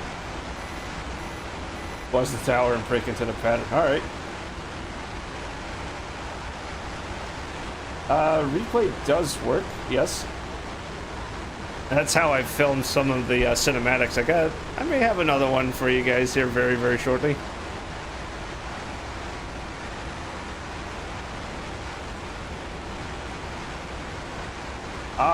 Simon, I don't know about exporting the displays. I'd like to say yes, but I don't know anybody that's tried it yet in the test group.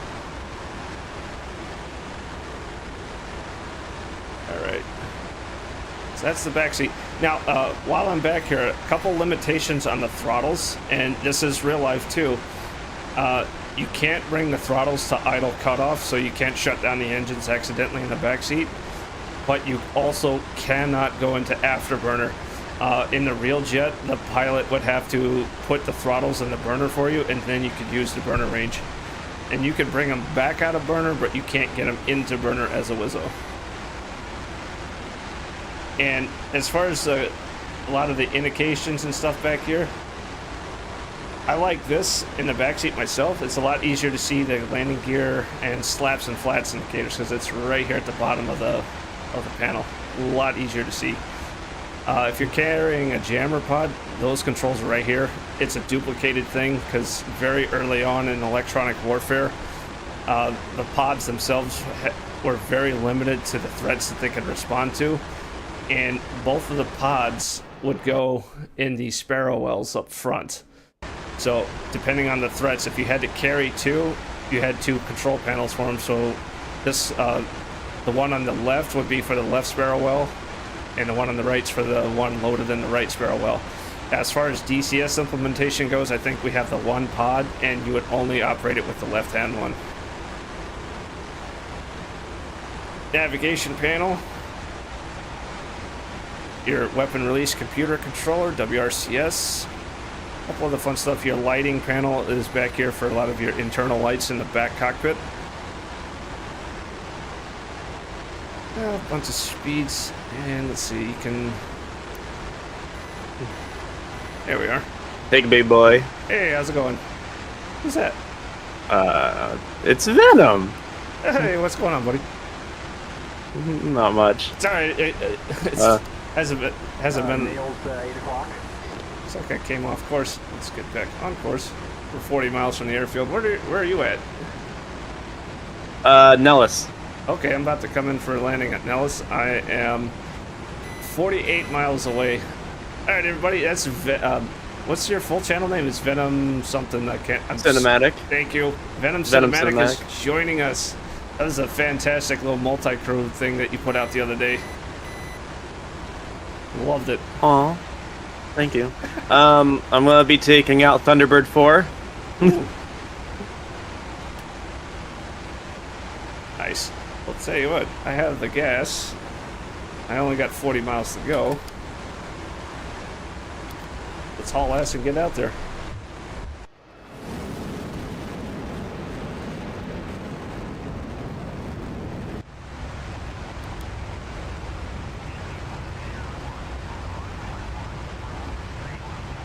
I have to turn down your stream, but I have it up. Have you told your chat about Thunderbird 4? No, I haven't. So with, yes, Thunderbird 4. All 7 Thunderbirds are available as liveries. And Thunderbird 4, being the slot aircraft in the diamond formation, was almost always in the exhaust of number 1.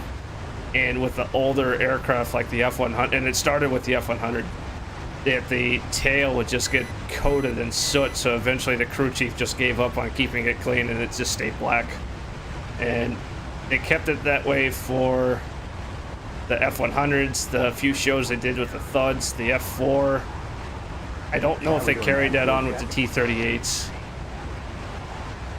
How's the fuel gesture? It is fine.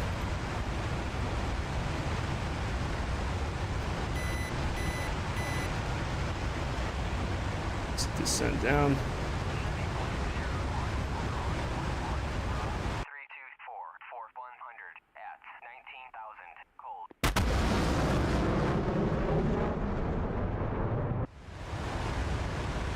Got a new bogey. Left 5, 18 miles, 17,000.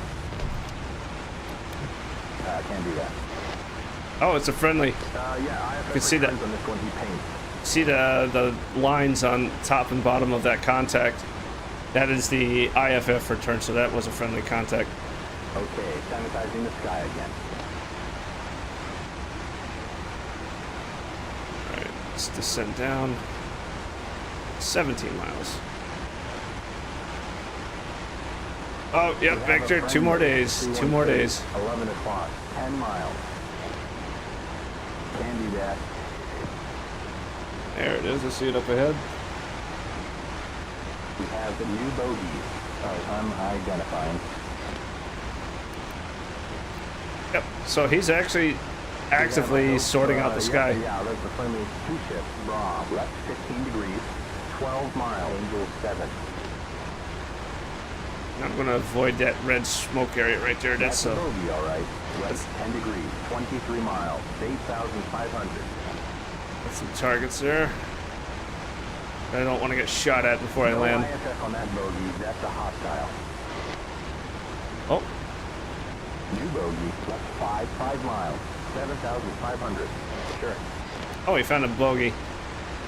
So I just used the... Target is a buddy, good IFF. Oh, never mind. Not a bandit. Back to regular scan. So using what's called the context key, and I have that mapped to my stick. Its default is the V Victor key, and short press, long press, double tap will do different things, like for air to air. Traffic at our 1 o'clock and more at 10 o'clock. So if I do a short press, he will take interest in a particular target. If I long press, he'll lock it, so I can get a sparrow shot off. A double tap and air to air will put him back into normal searching.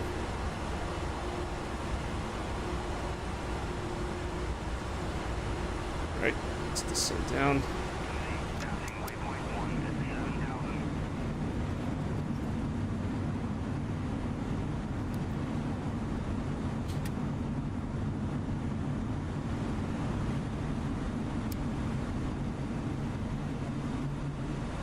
Oh, for some of you guys that are familiar with the Tomcats, you know how sensitive... That's a bogey, all right. Right 10, 6 miles, 7,000.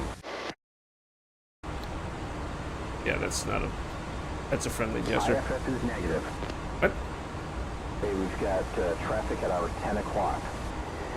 So, as I was saying with the Tomcat, if you overspeed the flaps, they tend to get jammed and stuck. With the F-4, these flaps are a lot tougher than the Tomcat, and they'll just simply get pushed back up into their retracted position. And that's if you exceed the flaps blow up speed, which I think is about 260 or so. Everything can come down once you're at 250. And it's trim, trim, trim.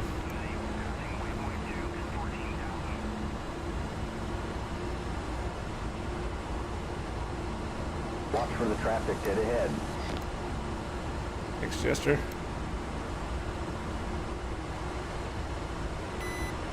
All right, those are some nails. 2 o'clock.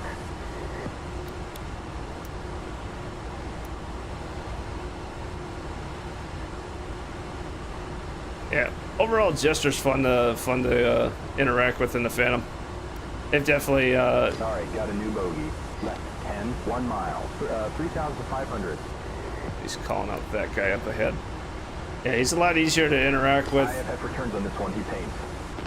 Yep, thanks, Jester.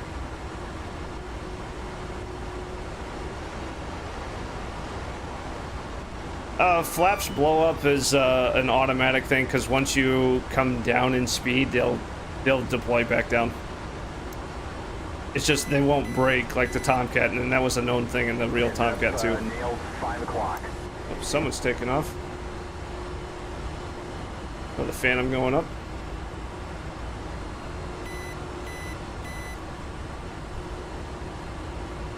Alright. 250, and it even says it down there, where it's supposed to. Traffic at our 8 o'clock. 250 is your gear and flap speeds, so it's that. You're coming down. You can see it barber polling over there on the display.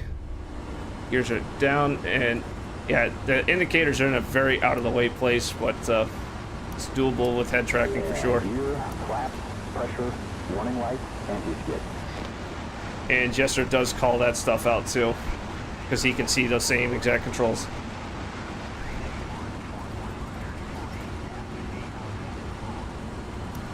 So I'm gonna turn down the AOA tones. That's this gray knob right there. Oh no, I'm sorry, it's this one. Heads up, we've got traffic at 1 o'clock.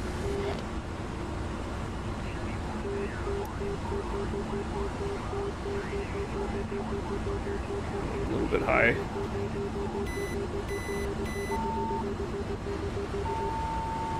So that solid tone is the one you're looking for. Okay, gear, flaps, pressure, warning lights, anti-skid.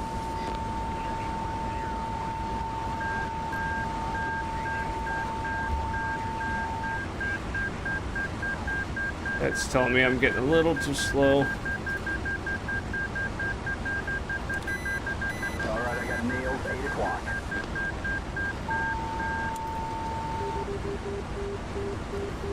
Hey, for those of you on Tuesday, you probably want to spend some time in this. Climb up a few thousand feet, get in the landing configuration, you know, gear down, flaps down. Looks like we've got some traffic at hour 11. You can raise the seat up to help see over the nose.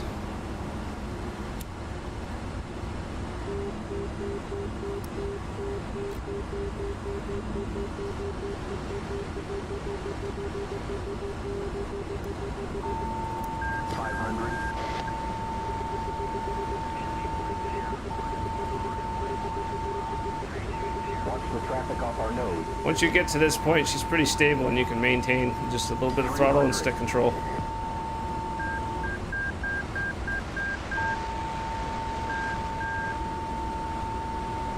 And you land this thing Navy style, you know.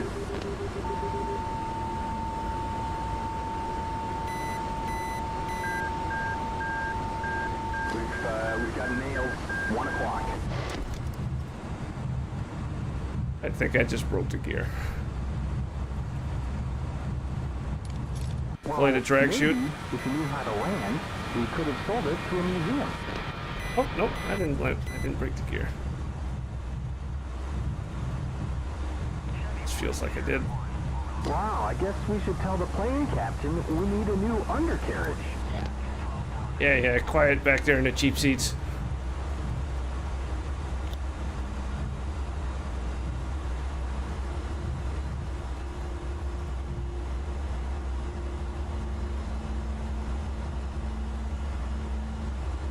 I do have the F-14.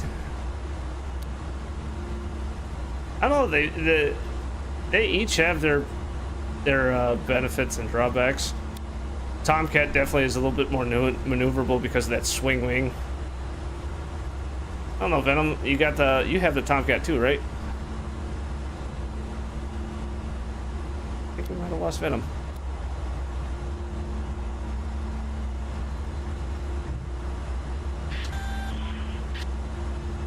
I don't know about compressor stalls are a thing in the engine. It's a very... I haven't experienced it because I haven't put the jet into a scenario where it'll actually compressor stall, but I do know that it can happen.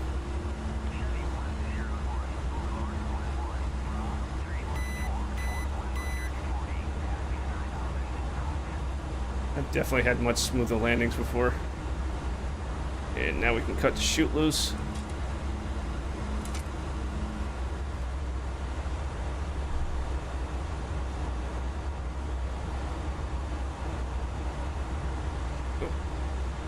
Not following the taxiways, whoopsie. Alright, anytime you land and deploy the chute, this has been considered also, so the chute did come out of the back of the aircraft. Anytime you use the rearm menu, your ground crew will repack and put you a brand new parachute in there, so you don't need to call for that separately. But I do need to put the handle back down.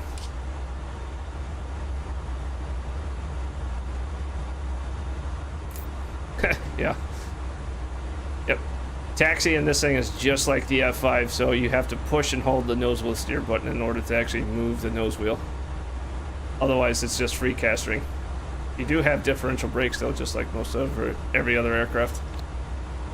So, yeah. So right now I got full right rudder in, but I don't have the nose wheel steer button pushed, so it's just continuing to track.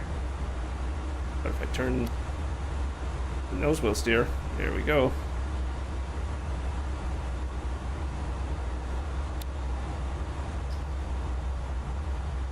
Absolutely, yep. No digital flight controls.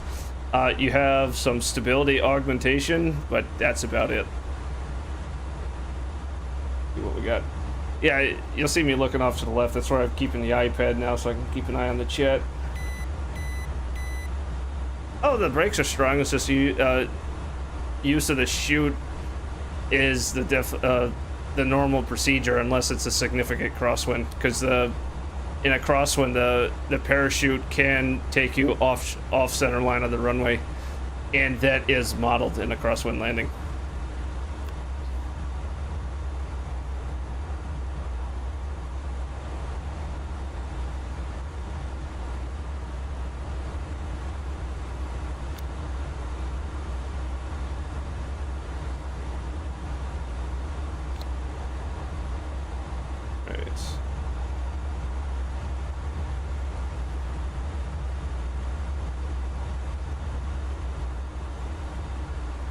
Now, you can use the drag chute for spin recovery, but single use, so you'll have to cut it loose after you stabilize the aircraft. Ashwin, the brakes on this are pretty good, but yeah, like I said, normally you'd use the drag chute to slow you down and then use the brakes. Hot brakes are definitely a thing on the real Phantoms, and if you in real life, I'm talking, if you did overheat the brakes, there's a significant risk of a tire getting over pressurizing and then also exploding. There's a definite risk of that. It's even in the crew chief books to like for post-landing inspections to be very careful around the tires, to the point that there's certain approach angles that you can use. So if the tire does let go, you're not going to get hurt by it. Look at all the Phantoms. I'm just going to pull off to the side here and rearm.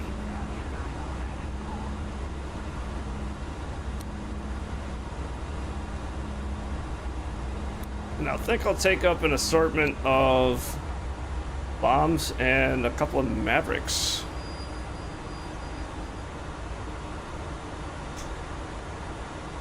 Pitot heat off for now. Alright. Now, rearm is done the exact same way. So, ground crew, rearm, refuel, same interface. So, I have a couple of pre-sorted... whoops. Countermeasures, if you want to carry them, it has its own slot right over here for pods. So, the ALE 40 dispensers, you can take an alt shaft loadout, and various combinations of flares and chaff, or all flares. So, me personally, I like the flexibility, so I do 30 flares and 60 chaff. So, let's go full on bomb truck. I'll take a rack of... Proto, no, you cannot carry Sparrows on the wing pylons. They can only go in the Sparrow slots. Sidewinders can go out on the wings, but only on stations 8, 2, and 8. Where are my Mark 82s? Oh, let's do it. Let's go full on bomb truck.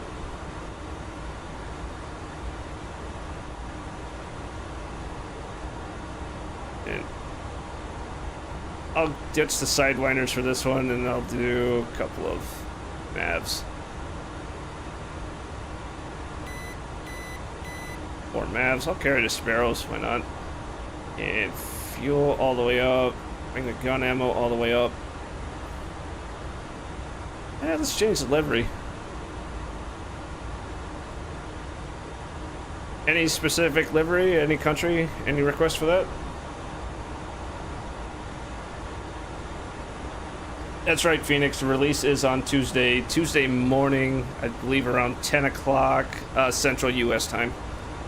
So that would be 1500 Zulu. Japan, German two-tone RAF, Japan, Turkey, RAF. I got 3 RAFs so far. Let's look for an RAF. That seems to be the popular vote. fictional Royal Air Force. Yes, they never flew the E, but why not? Request refueling. Request rearming. Oh, we got a Vigan.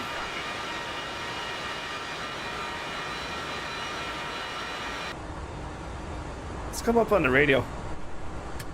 Manual 251.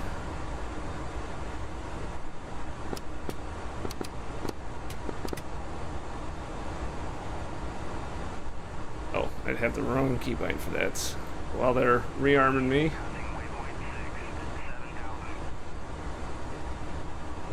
SRS. Microphone switch, and there are keybinds set up for SRS specifically, so you don't have to do it within SRS, just like the F-14 and Vigan. The throttle UHF, there we go. There we go. And 251 manual. Radio check, diesel on 251. Loud and clear. Copy, heavy the same, thanks for the check. Oh, there's a B1 in front of us that, uh-oh. Taxi conflict. Sorry, buddy, you're gonna have to wait until I get gas.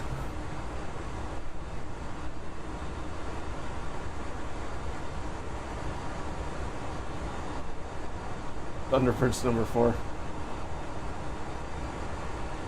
Brakes are hydraulic. That said, this emergency brake handle right here, so there are a couple of air accumulators around the aircraft, and that one is up in the nose gear well. I can show that next time I'm out at the hangar. But if you have a utility hydraulic failure, so you lost your utility hydraulics, the emergency brakes, if you yank that handle, that activates the air accumulator and puts 3000 psi into your brake circuit, and you have enough air pressure available for about 12 pumps of the brakes before you bleed down the air pressure to the point that it won't activate the brakes. And there's a couple others like that too. So like the landing gear handle, that the red end right there, if you yank that straight back hard enough, that you'll do a gear blowdown and blow down the gear using one of the air accumulators for the landing gear. And once, if you have to blow down the gear, you lose your ability to have nose gear steering. It's just like a lot of the other aircraft like the Hornet and Tomcat.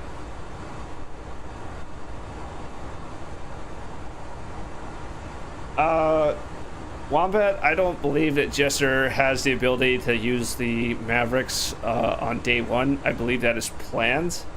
If I've talking with Heatblur, that's a down the road feature, just like with the paved spike pod. And it, as I understand it, similar to the Tomcat development, Jester did not have that ability right out the gate. That's pretty funny, Pear. I think he despawned because I don't see him anymore. Or he taxied on.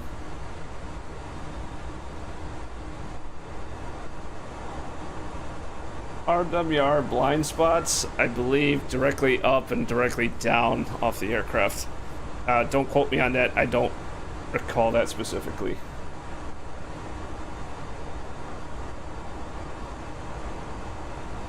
Let's see some strikes. I'm sorry, Nerd Kid. Strikes should be in the next patch. Since Eagle Dynamics took over all weapons development, I believe they're working on the strikes, and their functionality will be implemented in the next patch, or at least should be.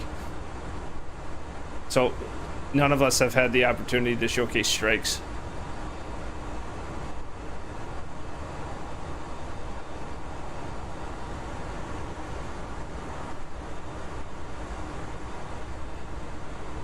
Alright. Oh, they're still filling me up with gas. So right now, fuselage tanks are full based on the tape gauge, and the wings are getting filled.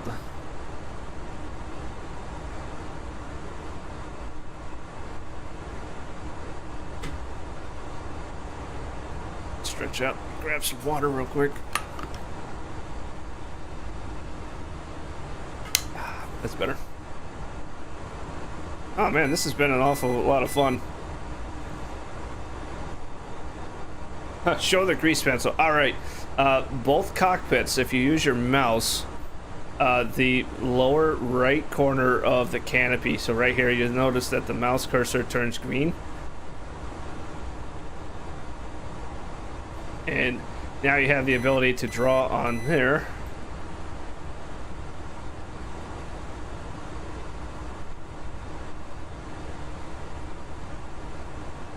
And then if you want to get out of the drawing box right here, you just maneuver and get the mouse back over that lower left corner, or I'm sorry, that bottom right corner of the canopy.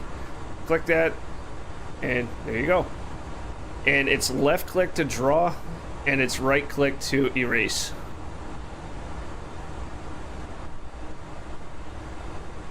And then you can change the brush size, eraser size, color.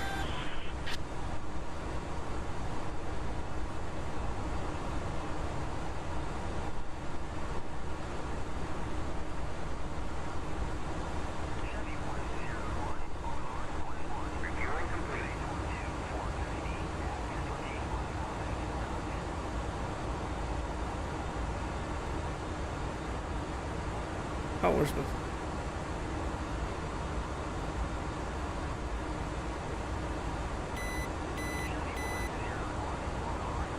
Okay, controls. There we go. There we go. Alright, I think I heard him call rearm complete. Oh, there's my bombs. There's my... Oh, he called refuel complete, that's it. Alright, now that I'm on the common comm frequency. What runway is that here at Nellis? I don't even remember what runway this is. 03 right. I'll call out 03 right. And Nellis traffic, diesel taxiing to runway 03 right for takeoff.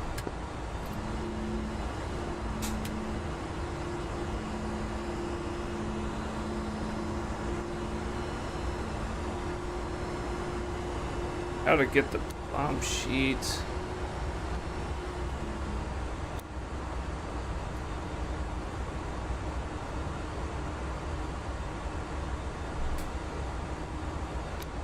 How to get the bomb sheet. Let's look that up. I can't remember. So hitting the M key will bring up the manual. Let's see. Diesel Thunder from Wigan. Go for diesel. Right control Bravo.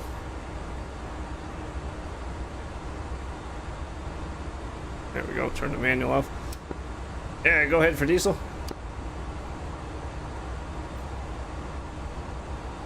This is Wigan right behind you. Want to go for a formation takeoff? Let's do it. Go ahead. You Number 1. Copy. I'll take left side.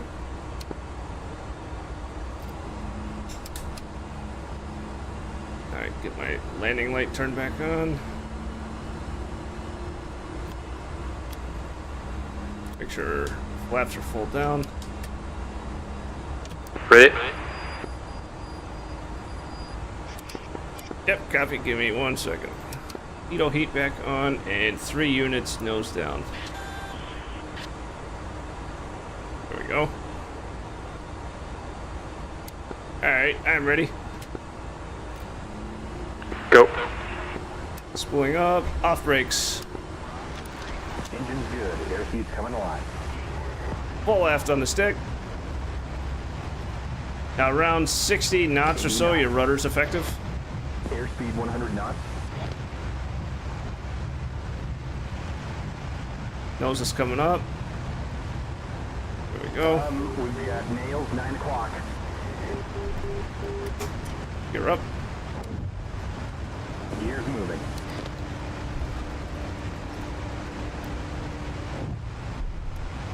Let's trim this out. I'm definitely heavy, so she's not coming up as fast. We've got traffic at our 9 o'clock.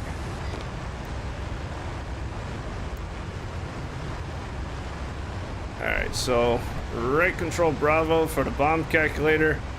Let's set this up. Let's set this up for DT for dive toss. Mark 82s. Let's turn this up to 400 knots. Let's do a 3,000 foot drop. Or not.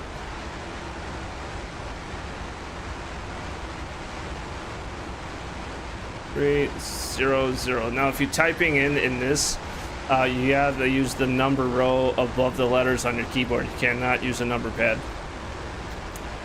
Target altitude. Don't remember. Dive angle. Let's set that for 30 degrees. And We've got traffic at our 9 o'clock, looks like. I'm showing nails 10 o'clock. alright, so select our pylons, master arm. There's my lights. So master arm. Go bombs. On your right wing. Copy, looking good. Just setting up some weapons delivery. And we set it up for dive toss. Jester's doing his stuff in the back seat. Alright, who's that in the Vigan? Yeah, it's Viper from Viper Vegan Training. Oh, awesome. How you doing today?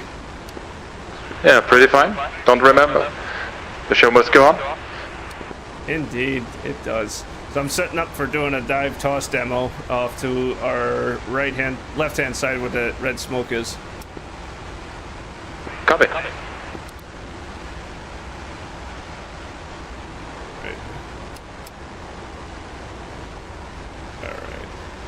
Alright, so now we're gonna roll in on the target. We're getting near it anyway. Now, with that context button, if I, so right now you can see he's got the radar in an air-to-ground mode. Coming up on that cloud ceiling. I'm getting slow. I don't like this.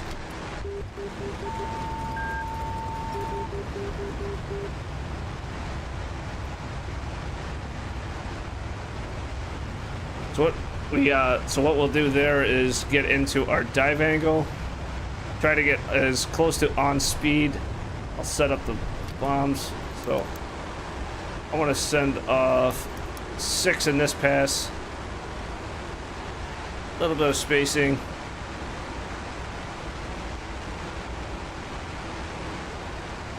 Maximum destruction because I'm carrying 12 of these things. Let's see, where's my... Almost coming up on it. And air to ground. I'll throw in some mills. About 30. Closing formation. Copy that. I'm about to dive down on target. Copy.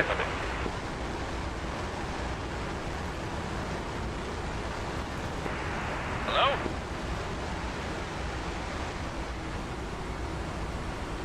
Now we work to put the pepper near the target. Can do that. Okay, captured. Nails, 7 o'clock. Stabilize. Hold the pickle button. We hear the bombs coming off.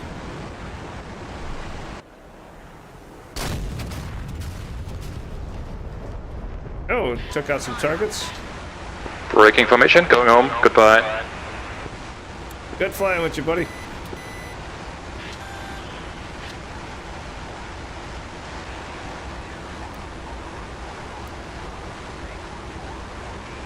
And that's dive toss.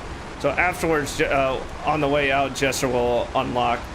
So, and once you gotta press and hold the pickle button, you'll hear the tone, and as soon as you pull up, the weapons computer will initiate the bomb release when it thinks it's the right time. Service ceiling of the F-4.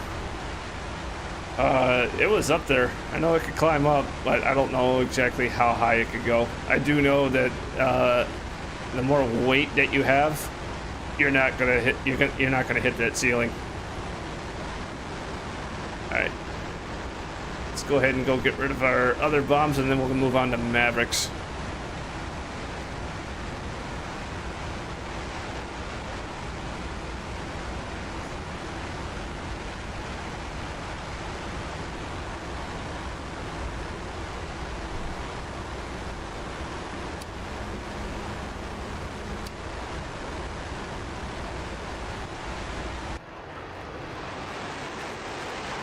There it is, off the right-hand nose. Visibility is awesome in this thing. I kid. Yeah, it's a little bit more limited than the modern stuff. This is where I really like the Viper, because, damn, you can see for miles in that thing. But that's not as iconic of an aircraft.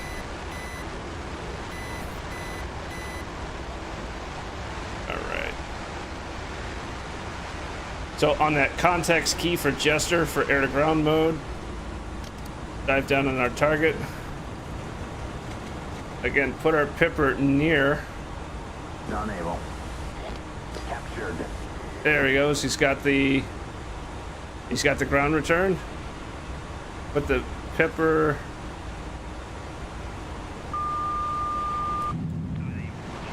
There we are. I'm off target. Got a couple more soldiers. Here we go. All right, let's move on to Mavericks. So for Mavericks, you set your delivery mode to direct. I have new bogey. All right, identifying now. And then select your inside pylon, set the mode to TV, and then set your stopwatch, which is that control right there. And the Mavericks have a 3-minute warm-up time. And as long as you have all that other stuff set up right on your pylons there, you'll see ARM light up when they're ready.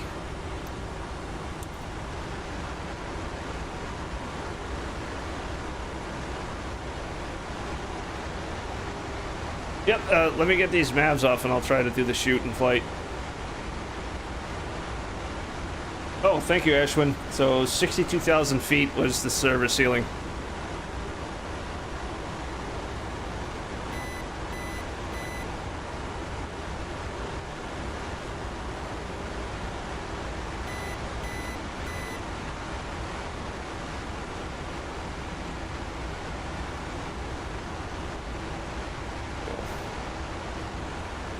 Up, we've got traffic at 3 o'clock.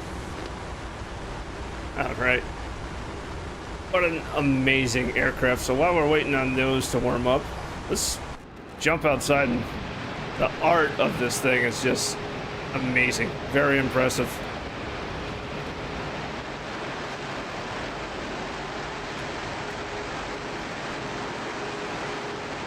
It's even slightly dirty in the belly, just like the real ones. The iconic smoke.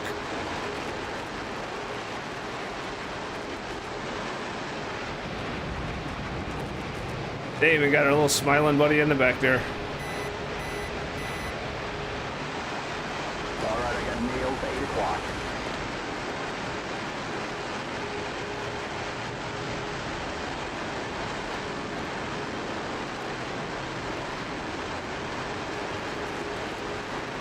I wonder what all the ground targets are still over there. Is it T-55? That's it for vehicles? I guess so. All right. What other? There's more ground targets over that direction. So we'll go blow up that T-55. How much time we got on our stopwatch? 2.5 minutes. So those Mavericks should be popping up as armed here shortly. So in anticipation of that, let's go ahead and set our screen mode from radar to TV.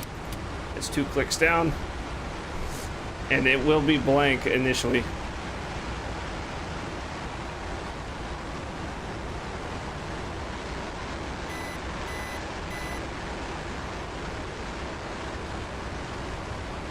There they are. Got the arm lights lit. The Mavericks are ready. Now, you will not see an image right away like say in the A-10 or the Hornet. The one thing that Heatblur did implement on the Mavericks is that the Seekers have the protective glass domes over the Seeker heads. So you have to pull the trigger to shatter that dome and clear it off for the Seeker to actually see anything. So if I pull the trigger, boom, there we go. Now I'm carrying the D model Mavericks, the 65 Deltas, and that has an adjustable field of view. And if you're doing this up in the pilot seat, pulling the trigger again will shift it from wide angle to narrow angle like that. And you can tell by the brackets. So here's wide, there's narrow.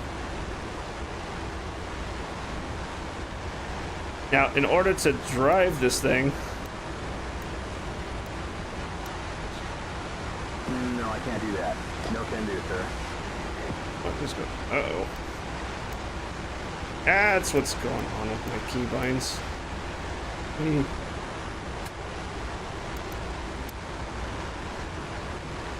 So, like I mentioned, I'm on one of the test builds, and occasionally they'll interfere with the keybinds.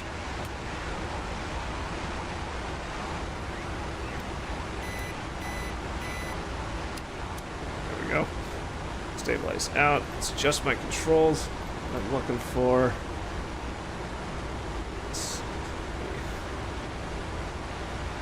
ARR.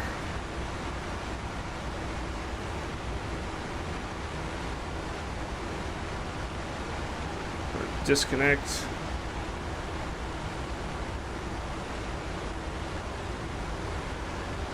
You know what? I'm gonna make this easy on myself. Let's see. Let's look for the stick. Stick. There we go. Air refuel release button. The AAR button.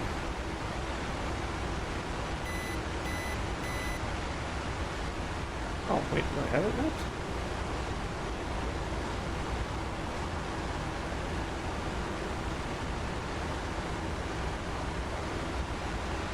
Oh, a lot of these got double bound. Whoops.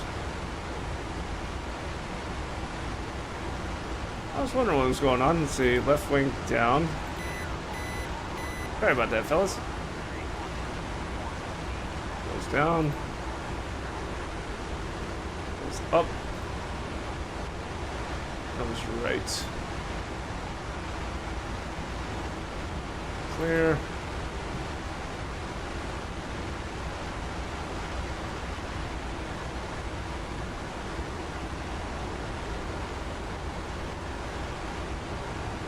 Trigger button, close gear steering. Oh, I already got that set. That's for sync. Okay. Quick release, bomb button, close gear steering. All right, I'm good.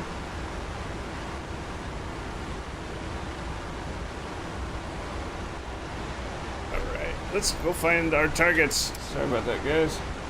What Sparrows do I have equipped? I think those are the... Let's see, what we got? E2. I think I have the mics. AIM 7Ms. I think. I didn't pay attention to that on the rearm menu, sorry.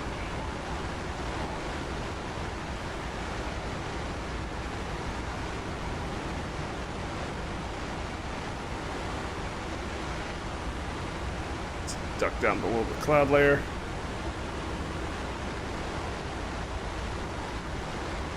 Orient myself with the world.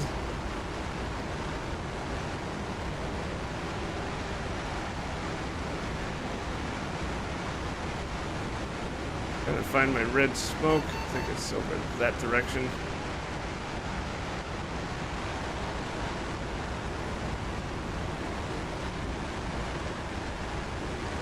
Alrighty. Now, one of the things I did want to highlight, and I have done this a few times with the Mavericks, don't use the trigger, because if you push the trigger after you lock the target, it'll bore sight the missile. So you got to use the bomb button to send a Maverick downrange. Now, the reticle for air to ground needs to be set for 45 mils. And when you're in air to ground mode, what that does is put the gun sight pipper roughly in the same spot that the missile is bore sighted to. Trim off the aircraft. There we go. Now, in order to steer it, you have to use the aerial refuel disconnect button, which is this button right there. And then that little mini stick, which I have bound to a hat, or at least I did. Uh-oh. I don't think my little mini stick is bound. Terribly sorry on this, guys.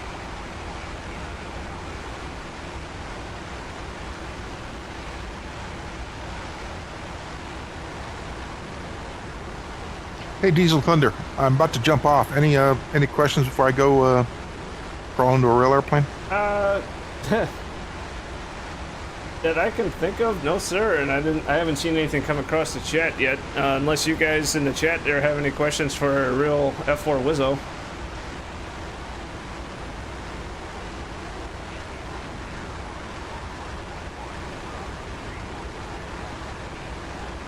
Doesn't look like much there, buddy.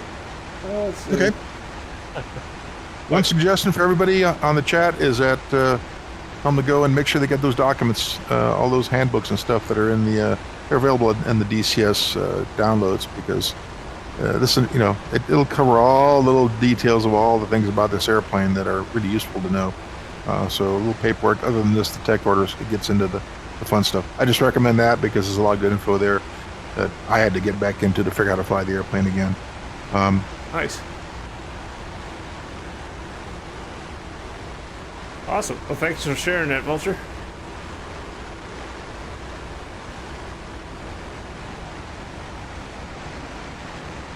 So there's my targets underneath me. There's a T-55 down there somewhere. Definitely. Thank you again, Vulture, for joining in. I think he might have left. I don't. Since I have this set in stream mode, the Discord doesn't give me notifications. I believe he served post Vietnam. He was not a Vietnam vet, to my knowledge. I could be incorrect on that, but I'm pretty sure he served after Vietnam. All right, so now that I got the little mini stick bound, there it is. You see, it's that little guy. It's the slew stick. So, in order to slew the Mavericks, you got to push and hold the aerial refuel disconnect button. Gray on 251. And then you can slew the Maverick. Now, once you let go of the refuel disconnect button, if something is underneath the crosshairs, it'll attempt to contrast lock.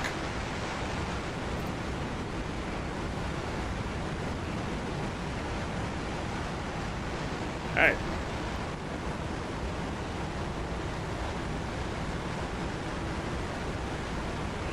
Heads up, we've got traffic at 1 o'clock. Alright, let's go. Narrow field of view. Let's look for a target. I know there's a T-55 down there somewhere. Traffic at 8 o'clock.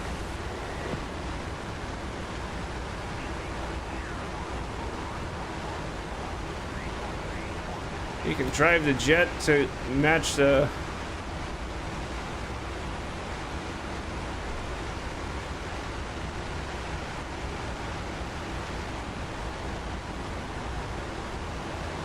See, without a lot of vehicles down there. Yeah, I'm not getting Nice much. job, man. You're looking good. How's it going? Did I make you poop yourself? I sure did poop myself. Oh boy. Looks like we've got traffic at our 2 o'clock. Oh boy. What's happening, people? Hey, what's going on? How's our fuel station? Feels fine there, Jessica. Good, good. I'm gonna jump off again. I just wanted to say again, thanks for the stream and. Oh, absolutely. Yeah, I'm pretty sure I speak for everyone in the chat that they've probably enjoyed this an awful lot. And pretty much everybody's looking forward to Tuesday. So are we. Thank you all. Thank you guys for all the support. Pancake, people, Vulture is going away. I see. He's going to throw some gliders to the sky. Nice. And his trusted pony, which he's still doing overhead brakes over his own airport with. Nice. Nothing wrong with that. Nothing wrong with that. Enjoy your evening, everyone, and thank you so much. I'm going to jump off and see you later. Thank you for joining, Iron Mike. A pleasure. Absolutely. Bye-bye.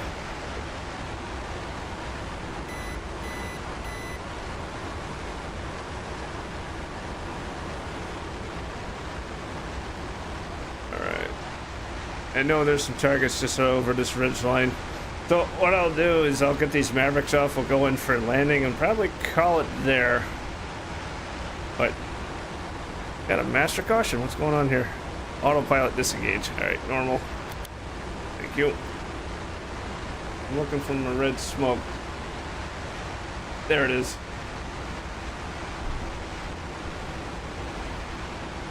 Make sure the missile's bore-sighted. It is. And you'll get a little crosshair to show where the seeker head is looking in relation to bore sight.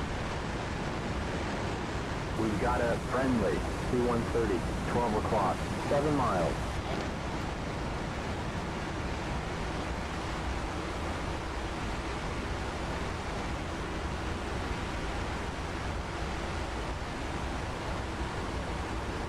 Let's pick out some vehicles. I think there's one. And the air refill disconnect button will try to initiate a lock too.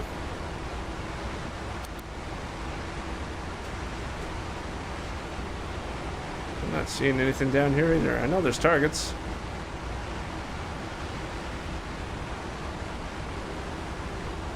I can always lock the smoke just at least to show what the Maverick does.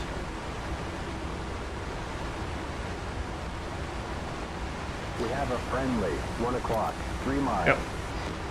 So there's a little cross that shows where the seeker head's looking. There we go. Oh! Someone's shooting at me. I don't like that.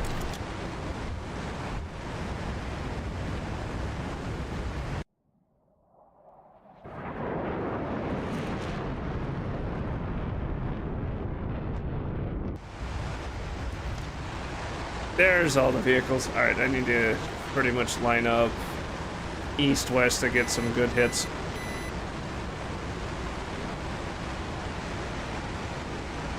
Alright. Radar cooling is done through the air cycle units that are located up forward. So the little scoops on either side of the nose that you see there and there. One is for cabin pressurization and air conditioning, which is this panel right there. The other is for radar equipment cooling plus the electronics bay behind the whistle seat.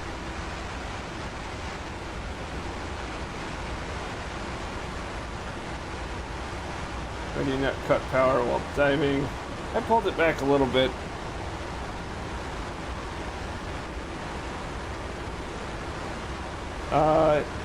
RNG Hitman, I am on one of the Heatblur's test servers on the Nevada, the NTTR map.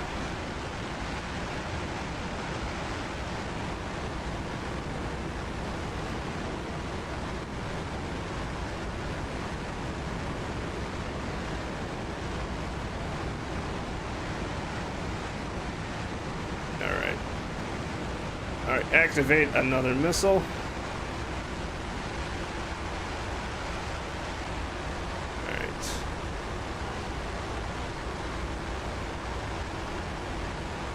Here we are.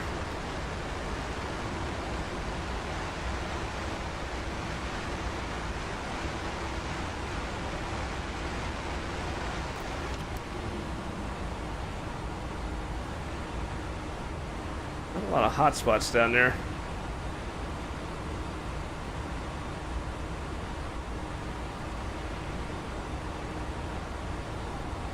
Heads up, traffic at 11 o'clock.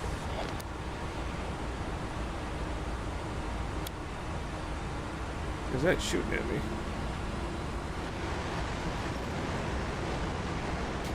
Oh, I got hit.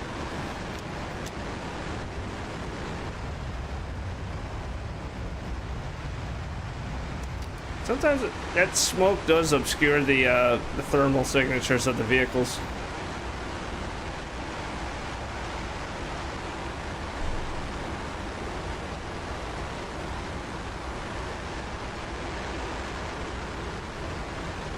Try coming in from the other direction.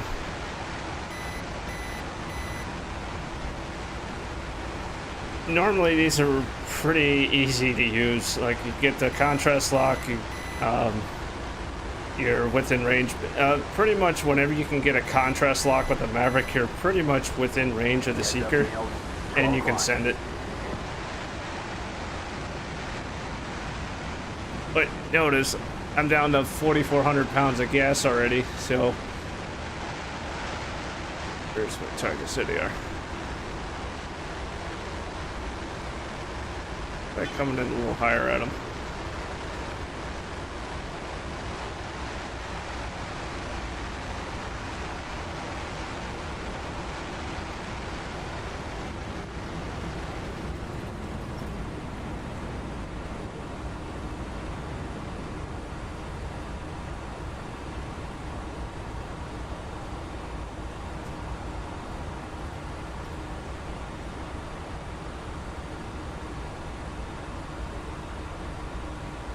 There's one, there's one.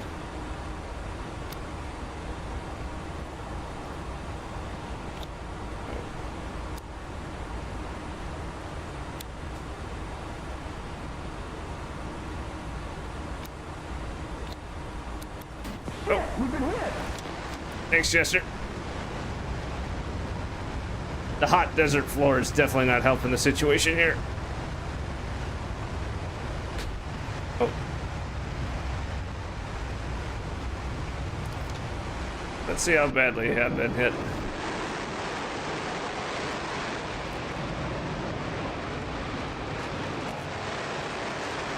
There's a couple along the top there.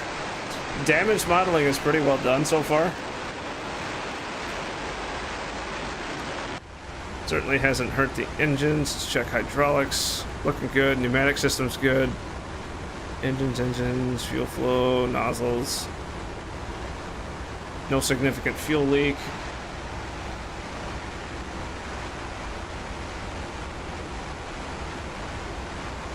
Yep. Yeah, that's right, Minty. Some of the content creators got it early. Speaking for myself, I've had it even earlier. I've had this thing for several months now because I've been one of the testers. Since we have over at the hangar, we have access. We have a copy of every single maintenance manual for the jet that was not classified.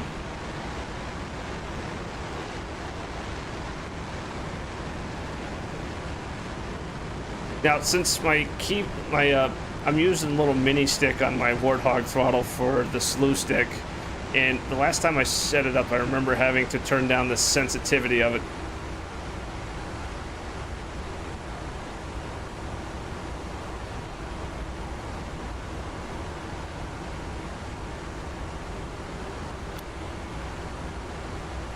That, and I had to reverse the axis too. Aha, there's one. Send it. Let's light up another one. Let's see if I can get another target. Oh.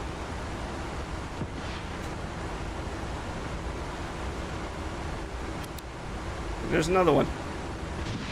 3 for 3. Let's peel off. Now I'm out of Mavericks.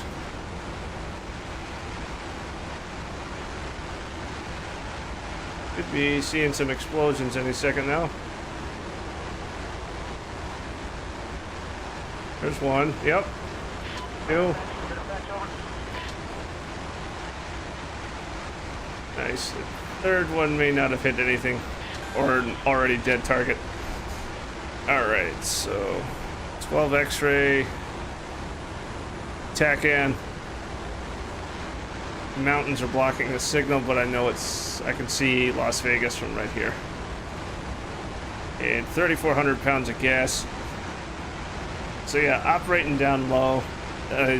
This thing is not an A10. You're going to be burning lots of gas in this thing. All right, let's go ahead and deselect those pylons. Oh, so that's another. Identified.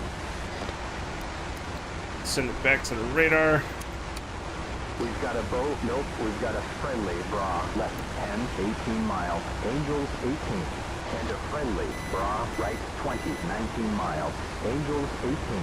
Heads up, I've got nails 11 o'clock. Let's see. Let's turn gesture to quiet. All right.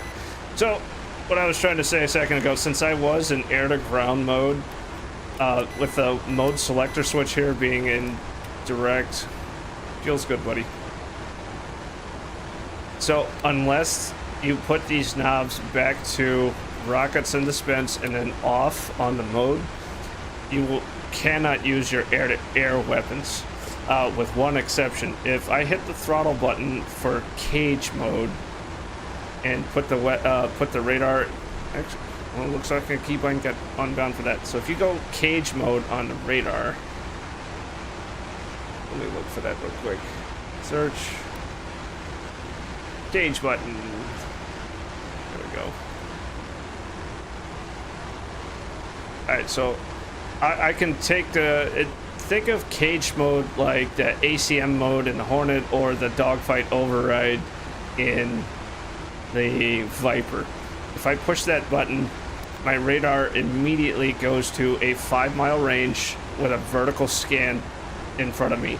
Now, depending on what weapon that I have selected over there with the pinky switch, will determine which way, left or right or center of the nose that the radar is scanning. So if I select heater, it's dead ahead. Radar. So there you go. So hitting nose wheel steer will engage that vertical scan. And you can see the radar elevation going up and down. And you notice that the radar is to the right of my nose. So that's what the radar, the Sparrow, selected. And this is without a target being locked. If you select heater, which I don't have any on board, but if you select heaters, the radar will center its scan on your nose, so dead ahead. And if you select gun, it'll go to the left of your nose. Very handy for when you're in a turn fight, so you know which direction it goes. And this is without a radar lock. When you do have a radar lock, the selected weapon will take the priority, so you can get a Sparrow off or a heater. Sidewinders are not radar. You don't have any radar guidance to tell the seeker head, hey, look this way. It's more of a cue for you to get this to put the seeker where it needs to be. The radar seekers being radar guided as far as cueing, I don't think came until the DMAS variant that came later in the Phantom's life.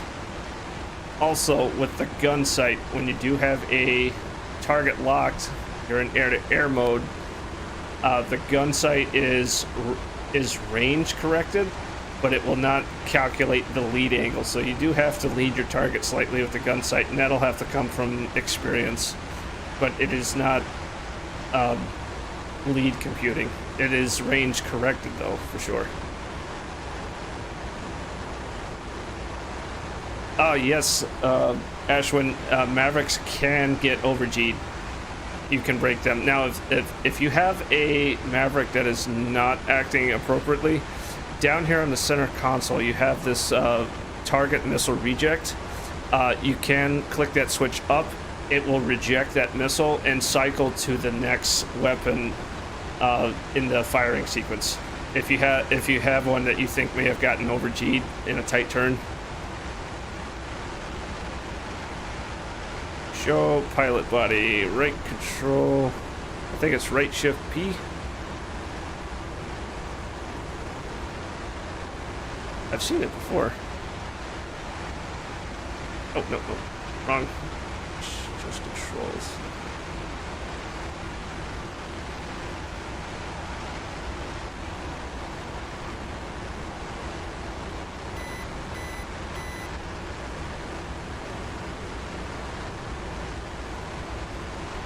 All right. There you go. There's our pilot body. Let's get lined back up for Nellis, sorry.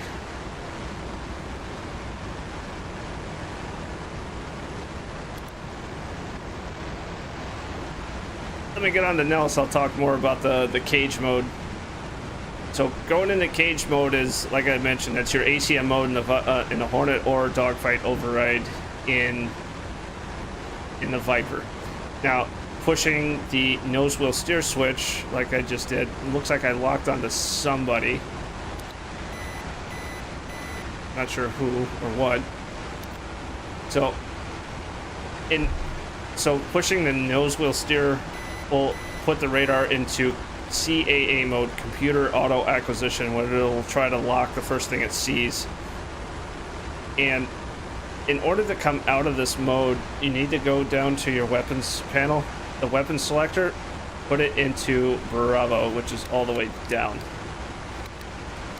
That is how you exit air-to-air mode.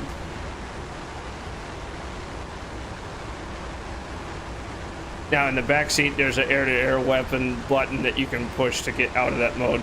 So on the weapon select knob, Bravo was not used for anything, so that's what McDonnell Douglas used to put the to get out of cage mode. And that's not the same as uncaging a Sidewinder, so just something to remember.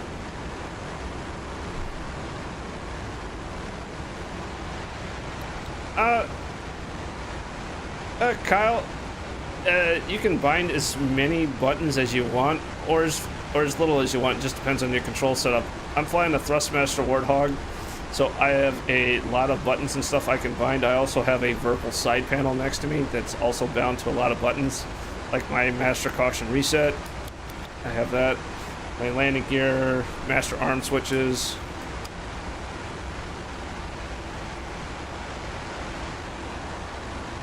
Oh, right, shoot, sorry. At this speed, it might get ripped off the aircraft. Or it might just collapse. Yep. It is slowing me down, that's for sure. Alright. Go ahead and cut it loose. And then put the handle back down. Now I don't have a drag chute for landing. That's okay.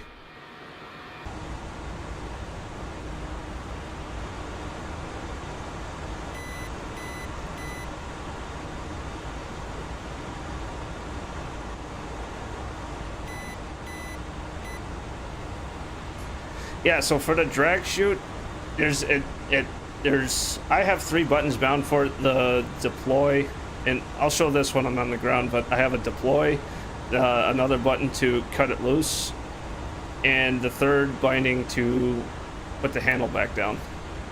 You can always click that back down too. There's Nellis. Speed breaks out, let's dive down. See, weapons are safe.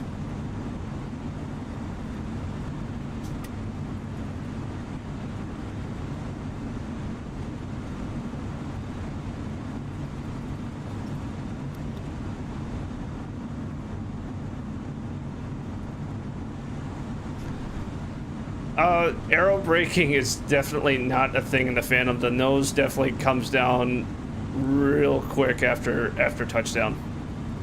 So, and your speed will come down, and you go full aft on the stick, so you get some control surface braking because of that. But other than that, no, there's no aero braking. That was not a thing in the Phantom.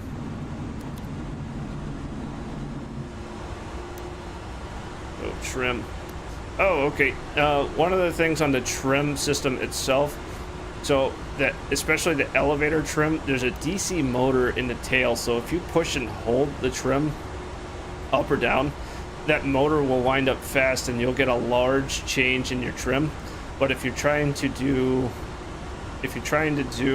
small adjustments, do a couple of quick taps on the trim, and you'll get dialed in a lot faster. And it's only because it's a motor-driven thing, and if you hold it, that motor will wind up to full speed, and you'll get a large change in your trim.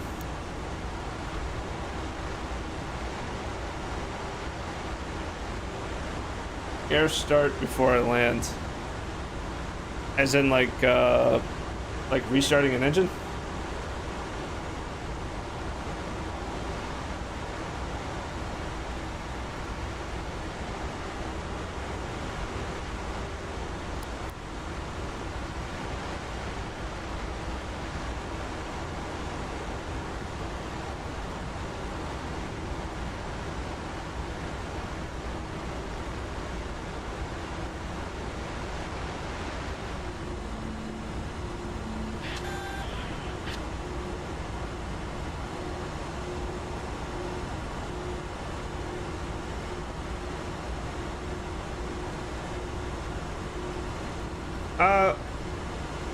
Vogel, I'm not sure if it's an actual jack screw that's being spun by a motor, or it's adjusting the bellows system that's in the tail.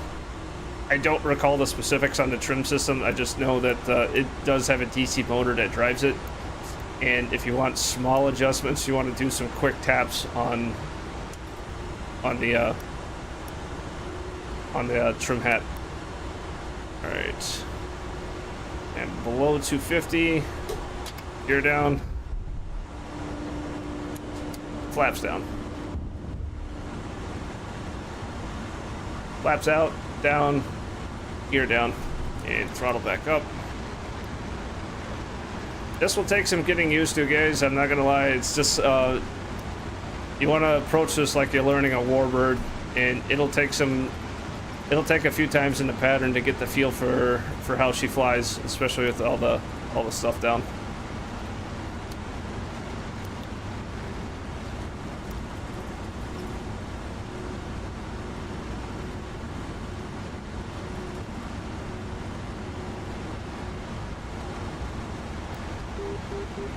And you got the AO8 tones to help you out too.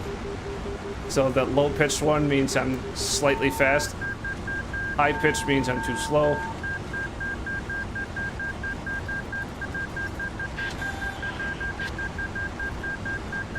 One more thrust. You can always raise the seat for better visibility over the nose.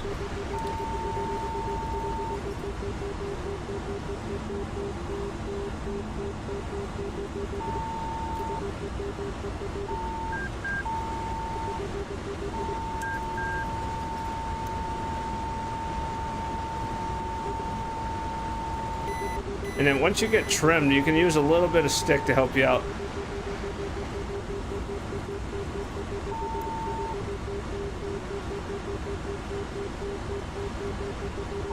And if anything, you want to be slightly fast and too slow.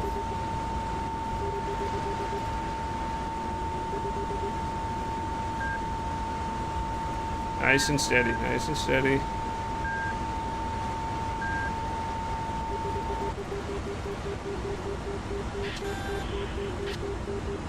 Oh, I'm floating it. There we go.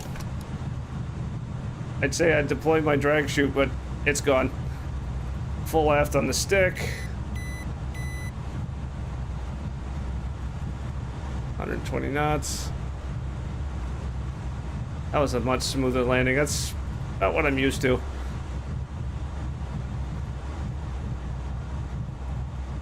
Oh, I agree, Vogel. Heatblur has done an outstanding job with this aircraft, and the other two aircraft they've done. The Viggen is fun to fly. I've downloaded an English mod for that cockpit because I don't speak Swedish, but that one is a blast to fly as single seat. Tomcat, they did a phenomenal job on. Most of my time in the Tomcat's in the back seat. I love doing the Rio in the Tomcat. And just like my live stream the other day when I was making sure all the audio and everything was good to go with my good friend Cobra in the 60-second virtual.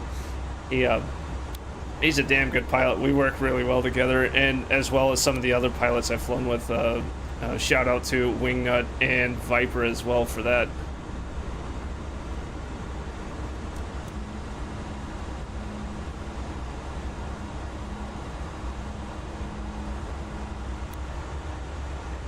butter job. Thank you. Thank you, Tail Strikers.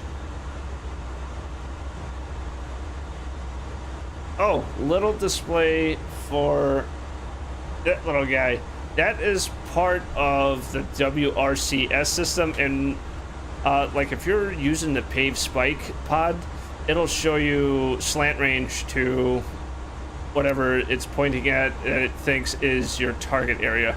It's also used in some of the other delivery modes as well. I'm not super familiar with it, mostly because if I'm doing bomb delivery, I'm doing dive toss versus a WRCS delivery. But that's more what it's meant for. It gives you slant range to stuff.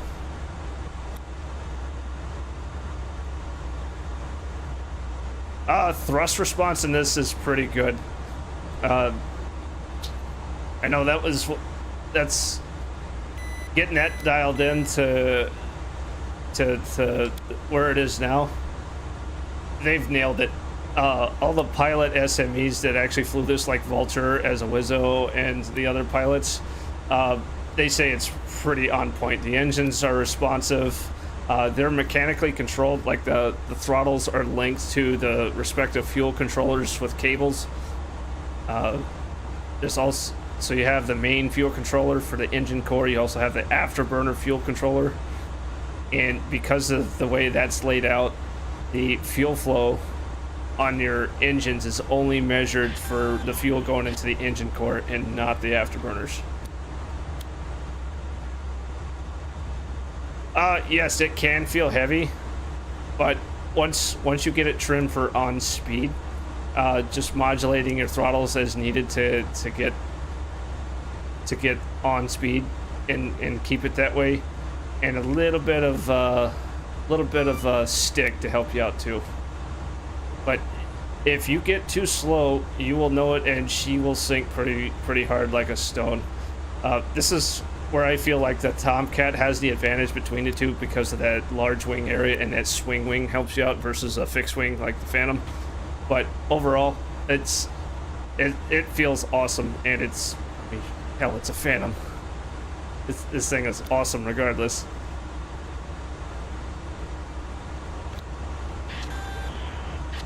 How many flap positions? 3. So let me get rid of the pilot body. Let's see if I can. Let me come to a stop. I'll show you guys that control.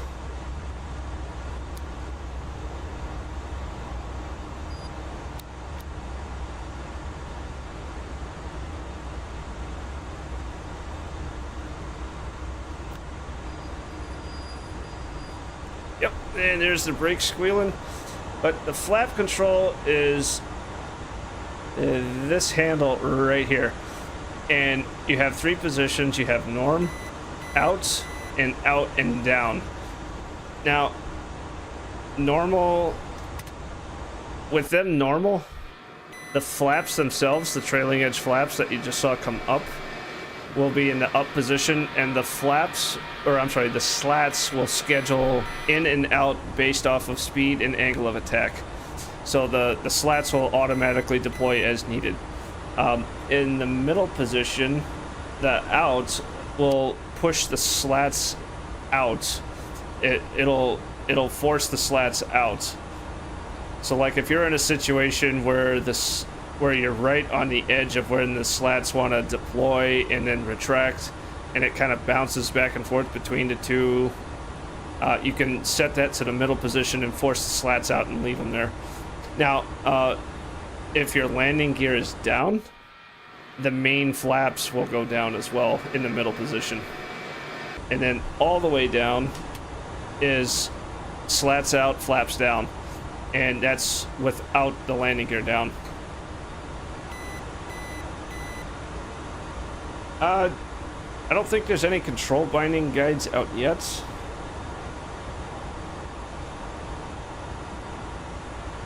Can I hear the slats in the cockpit? No, not.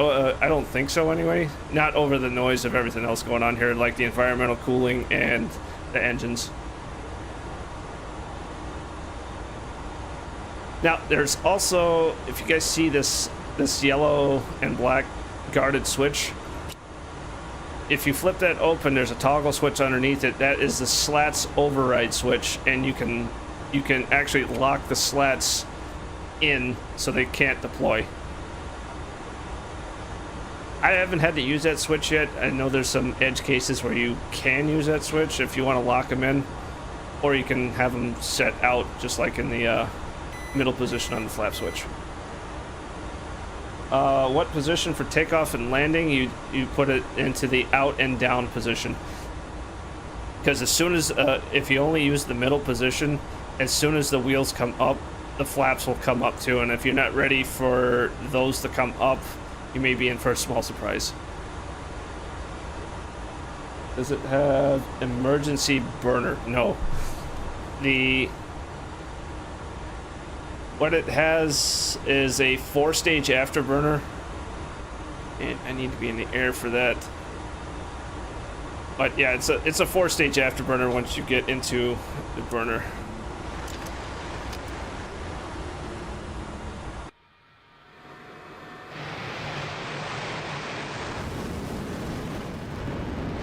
So no emergency afterburner on this thing.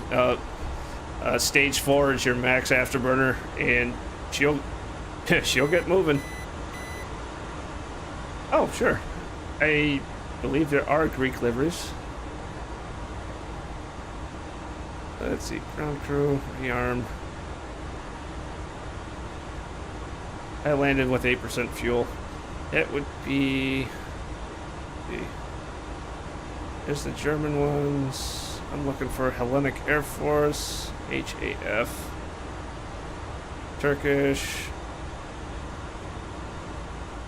The South Koreans, Republic of Korea. Let's see. Our Iranians. There we go. Hellenic Air Force. Request rearming. There you go.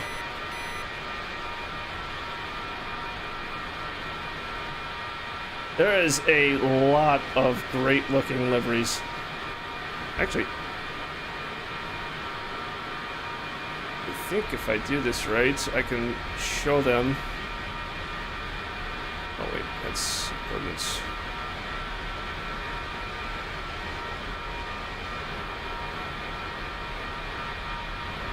Here, I'll just flip it to this side, go into my...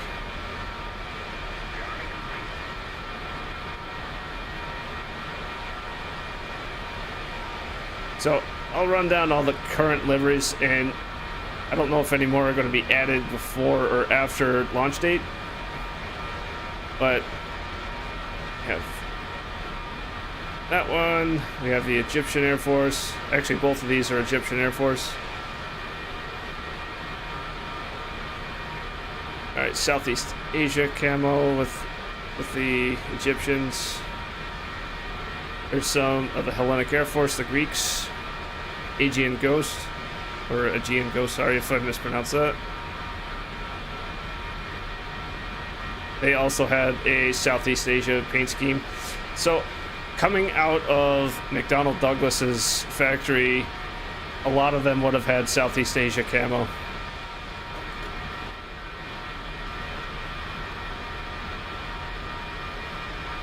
Yep. Atahan, I will get... I'm just cycling through all the liveries for you guys. So now we move on to the Israelis. We have the 119 Squadron and the 69 Squadron, the Hammers. We got a MiG taxiing by. Here's the Iranians. It's actually two of them, I believe. Oh no, that's a US. Looks very similar to Iranians. Another Iranian. Third one. That one's got the shark mouth.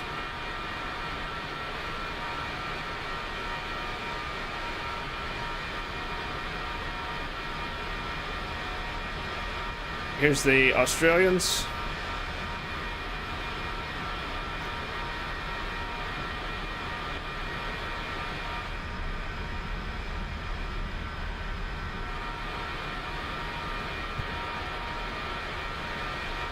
Alright. Koreans. They had some good ones. I believe Lance Criminal is the one that did a lot of the research in livery design for the Korean Air Force. They are the next to retire the F-4s. I believe the retirement ceremony for them is on June 7th.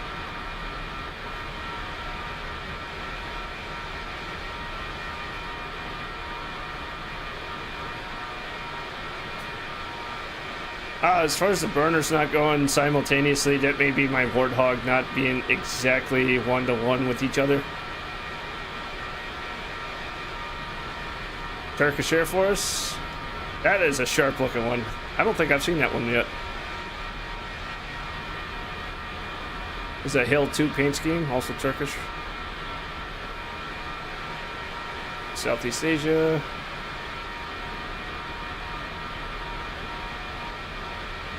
The Hill 2. Oh, that's cool.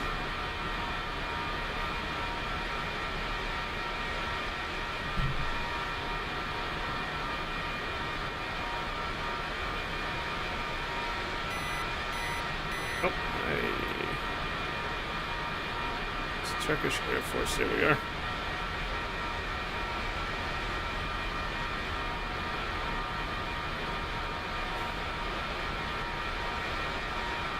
For the Air Force birds, that's one of my favorites right there, is this one.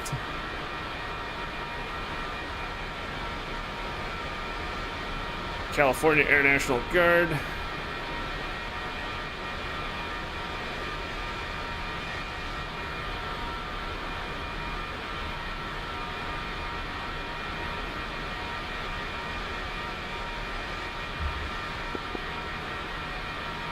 This one I think has the gators on the side.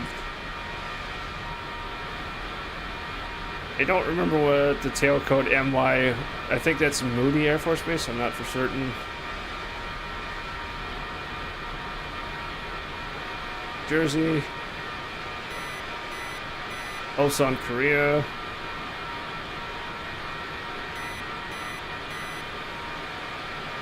RS. Not for certain on that one. For the RS.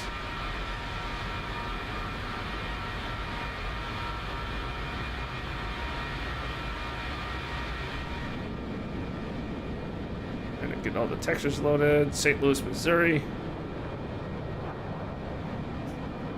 Texas.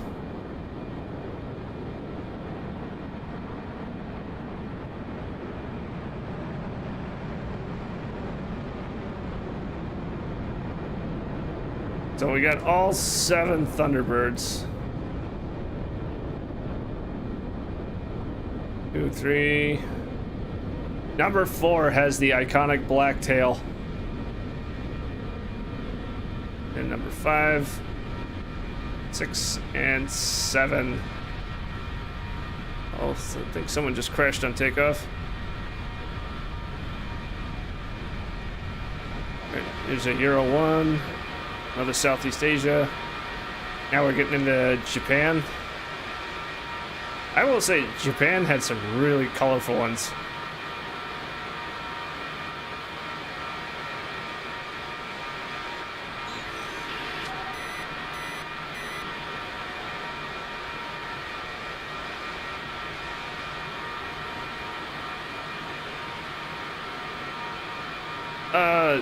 Zergberger.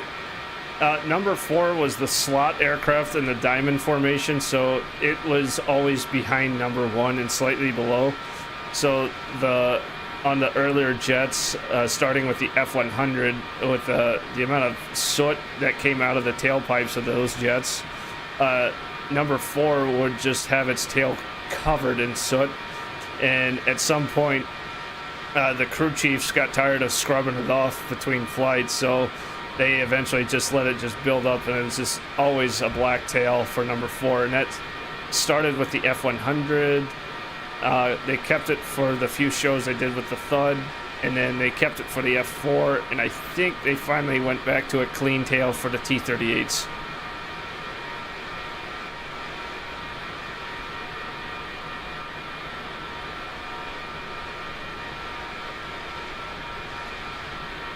Japanese F4s, man, they had some really colorful ones.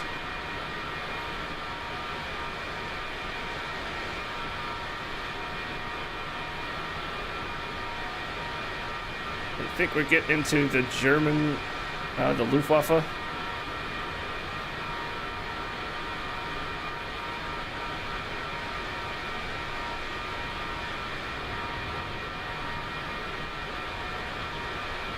Very highly detailed. 3736, I believe, was one of their reference jets that they did get some 3D scans and photogrammetry of. So this was one of the first ones they scanned, if I'm not mistaken.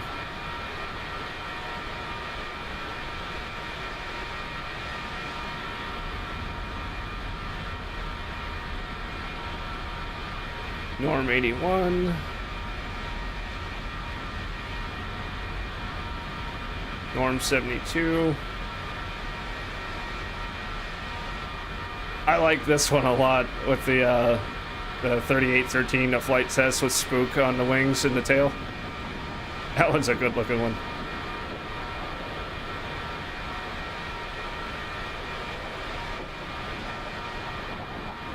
And then a fictional Royal Air Force. They flew the Mike variants. I think one other, I can't remember the letter.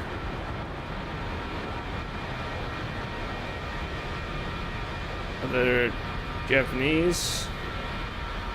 And that's the last one in the list there.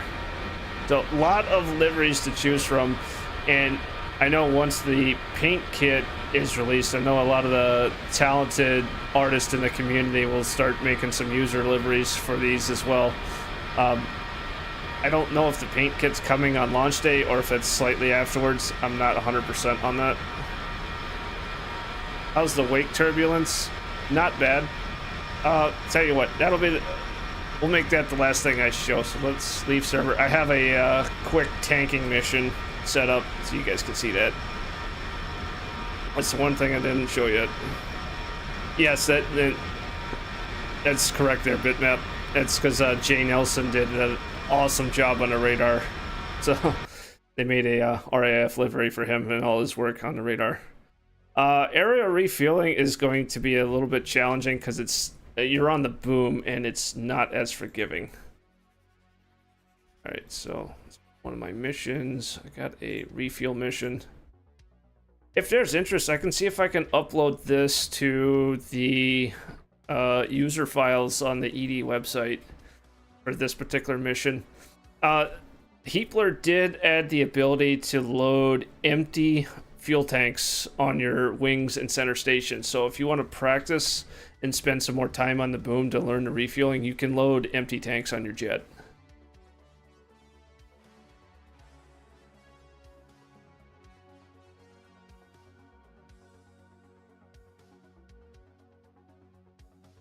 Yep, I agree. F-14 has empty tanks as an option. I wish empty tanks were a thing on some of the other jets like the Viper, because I would love to be able to practice that one more.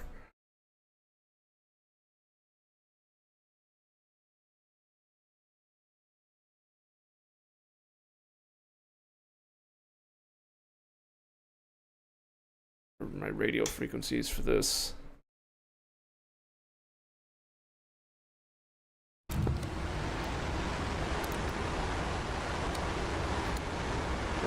For this mission, I have the tanker just off to the side. There he is.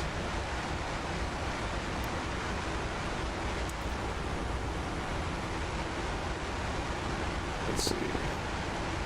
We have a friendly KC-135, 12 o'clock. I have the radio presets right. He should call right back. If not, 251.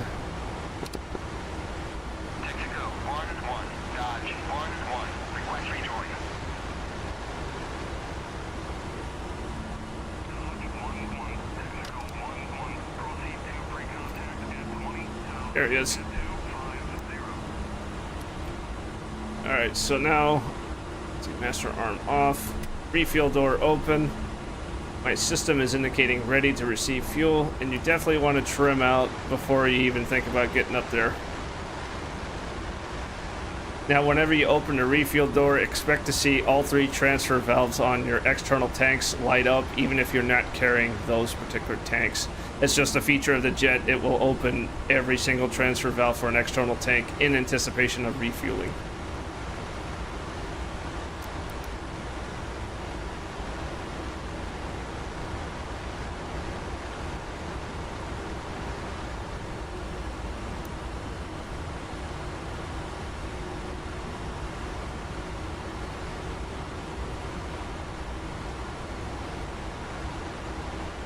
Now, the nice thing is with the Phantom, the transfer rate on the boom aircraft is a lot faster than using the hose, the probe and drogue. I don't remember the diameter of the hose, but the boom is a lot bigger. They can kick on some more pumps, and I think the max transfer rate on an F4 is 3,500 pounds. It's somewhere in that ballpark, but yeah, 3,400 pounds a minute, I believe. And one thing to help you out, you can run your seat all the way up or all the way down for visibility. And the sight picture is the thing that you want to maintain. I'm trying to talk and do this at the exact same time. It's a little bit more challenging than it looks. And then as you take fuel, and Jester's not talking to me right now because I told him to be silent in the last thing I told him to do in that last mission.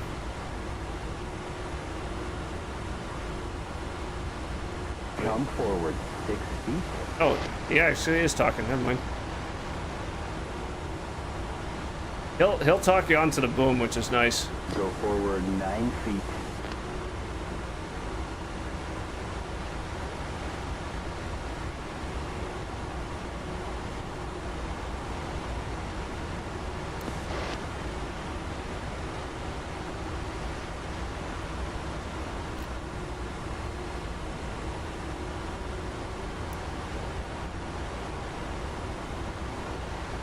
Come aft 8 feet.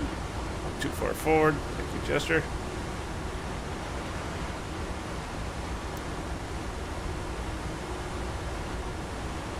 Just 2 feet forward.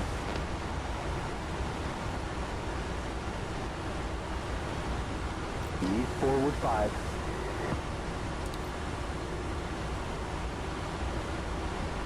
Total concentration. Ease 3 feet down.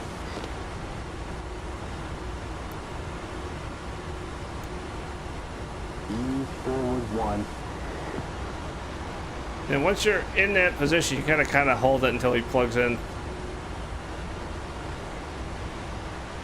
Go 10 feet forward.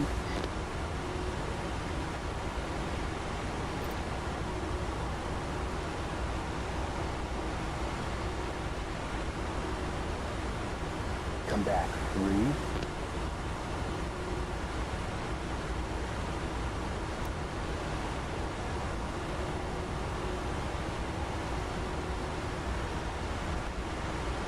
Ease 2 feet forward.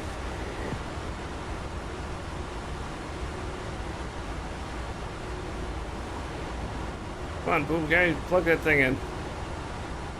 Ease aft 2.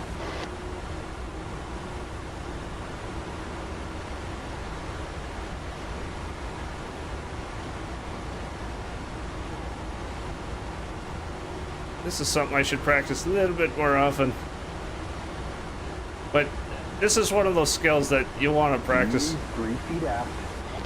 Like with the Viper, I would do it, like, maybe make that the first mission whenever I fired up DCS. I'd spend about 20-30 minutes on it. 3 feet up. If you get frustrated with it, don't just stop and go do something else. You don't want to just sit there and continue getting frustrated. It's some pretty solid advice as far as this. Forward 4 feet.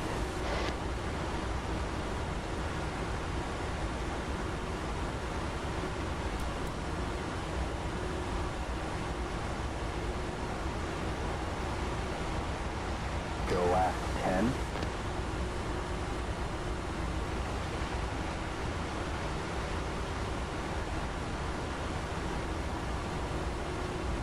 Up 5 feet aft.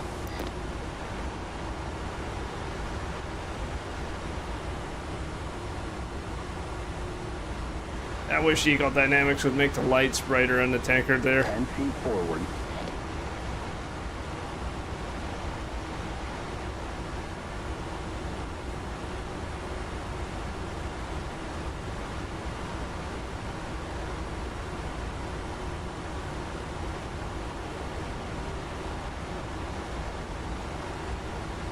Go forward 7 feet.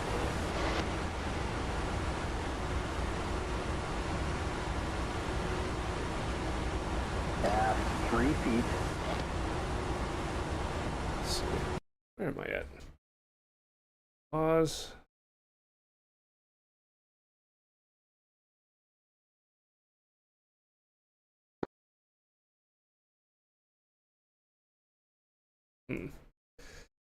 Go F2 view and pause. I don't know.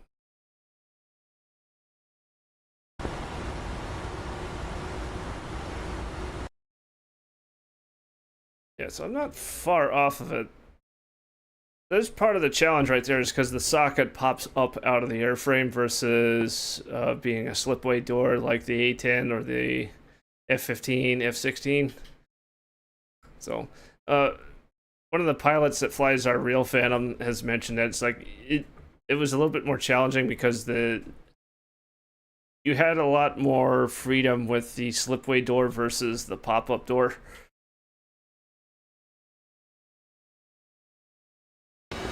Come 7 feet forward.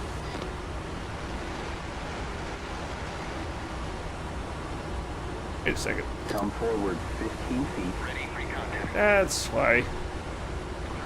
Yeah, I forgot to call pre-contact. I'm an idiot.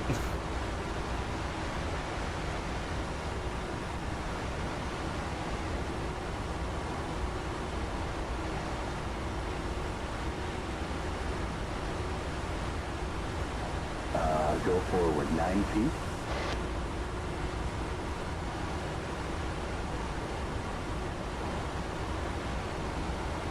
Forward 2 feet. Okay, cool. We're taking fuel. There it is.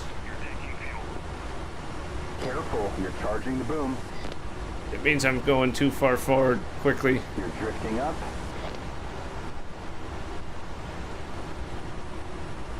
Looking good. I like it. Careful, you're about to fall off. Drifting aft. Good. Looking good. Looking good. Careful, you're charging the boom. You are drifting forward. Yeah, throttle control is a little fun in this, and then as you get heavier and heavier, Hey, you're drifting up. you want to give it a couple of taps of nose down trim because your center of gravity shifts aft as you take more weight. So it's 6,000 pounds on my gauge. Now, Drifting forward. pretty much every tank is getting filled simultaneously, some quicker than others. Easy with it. There we go, disengaged. So, yeah, 8 feet down. that's a good look at that. Now, if you get it disengaged, you need to cycle the switch again in order to reset the fuel system. It's not automated like some of the more modern jets, so you gotta air refill off and then back on. Now you get the ready light and you can try again. So that's a look at tanking. Yep, that's it, Martin. Okay, I'm looking at the chat again. Yeah, Zergberger, you either want to be talking to the other guys, you either want to be all the way up on the seat or all the way down. It's your personal preference, whichever sight picture works better for you as far as the fueling goes. So. But yeah, pretty much whenever I'm practicing doing this, I'll spend a few minutes at this whenever I fire up DCS on whatever aircraft I'm trying to practice it on.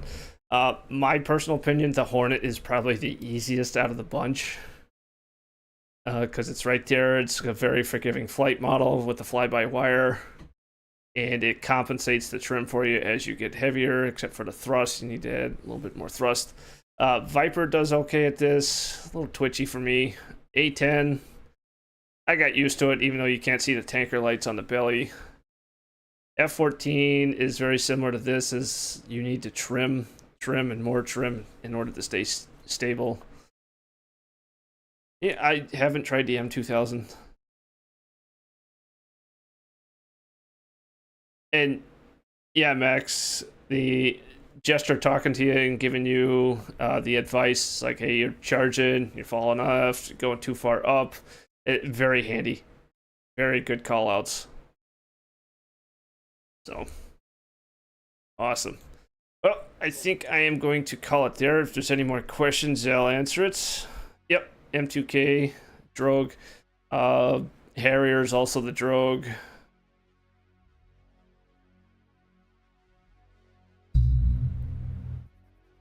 No, I haven't heard of the system that the Soviets used. Thanks you for joining in, Martin, and thank you everybody as well.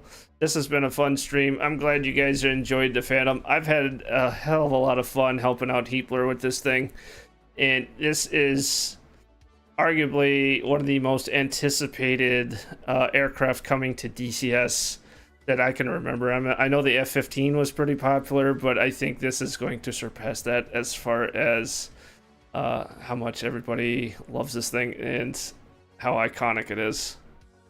So, thank you guys so much. Oh, happy to do this for you guys.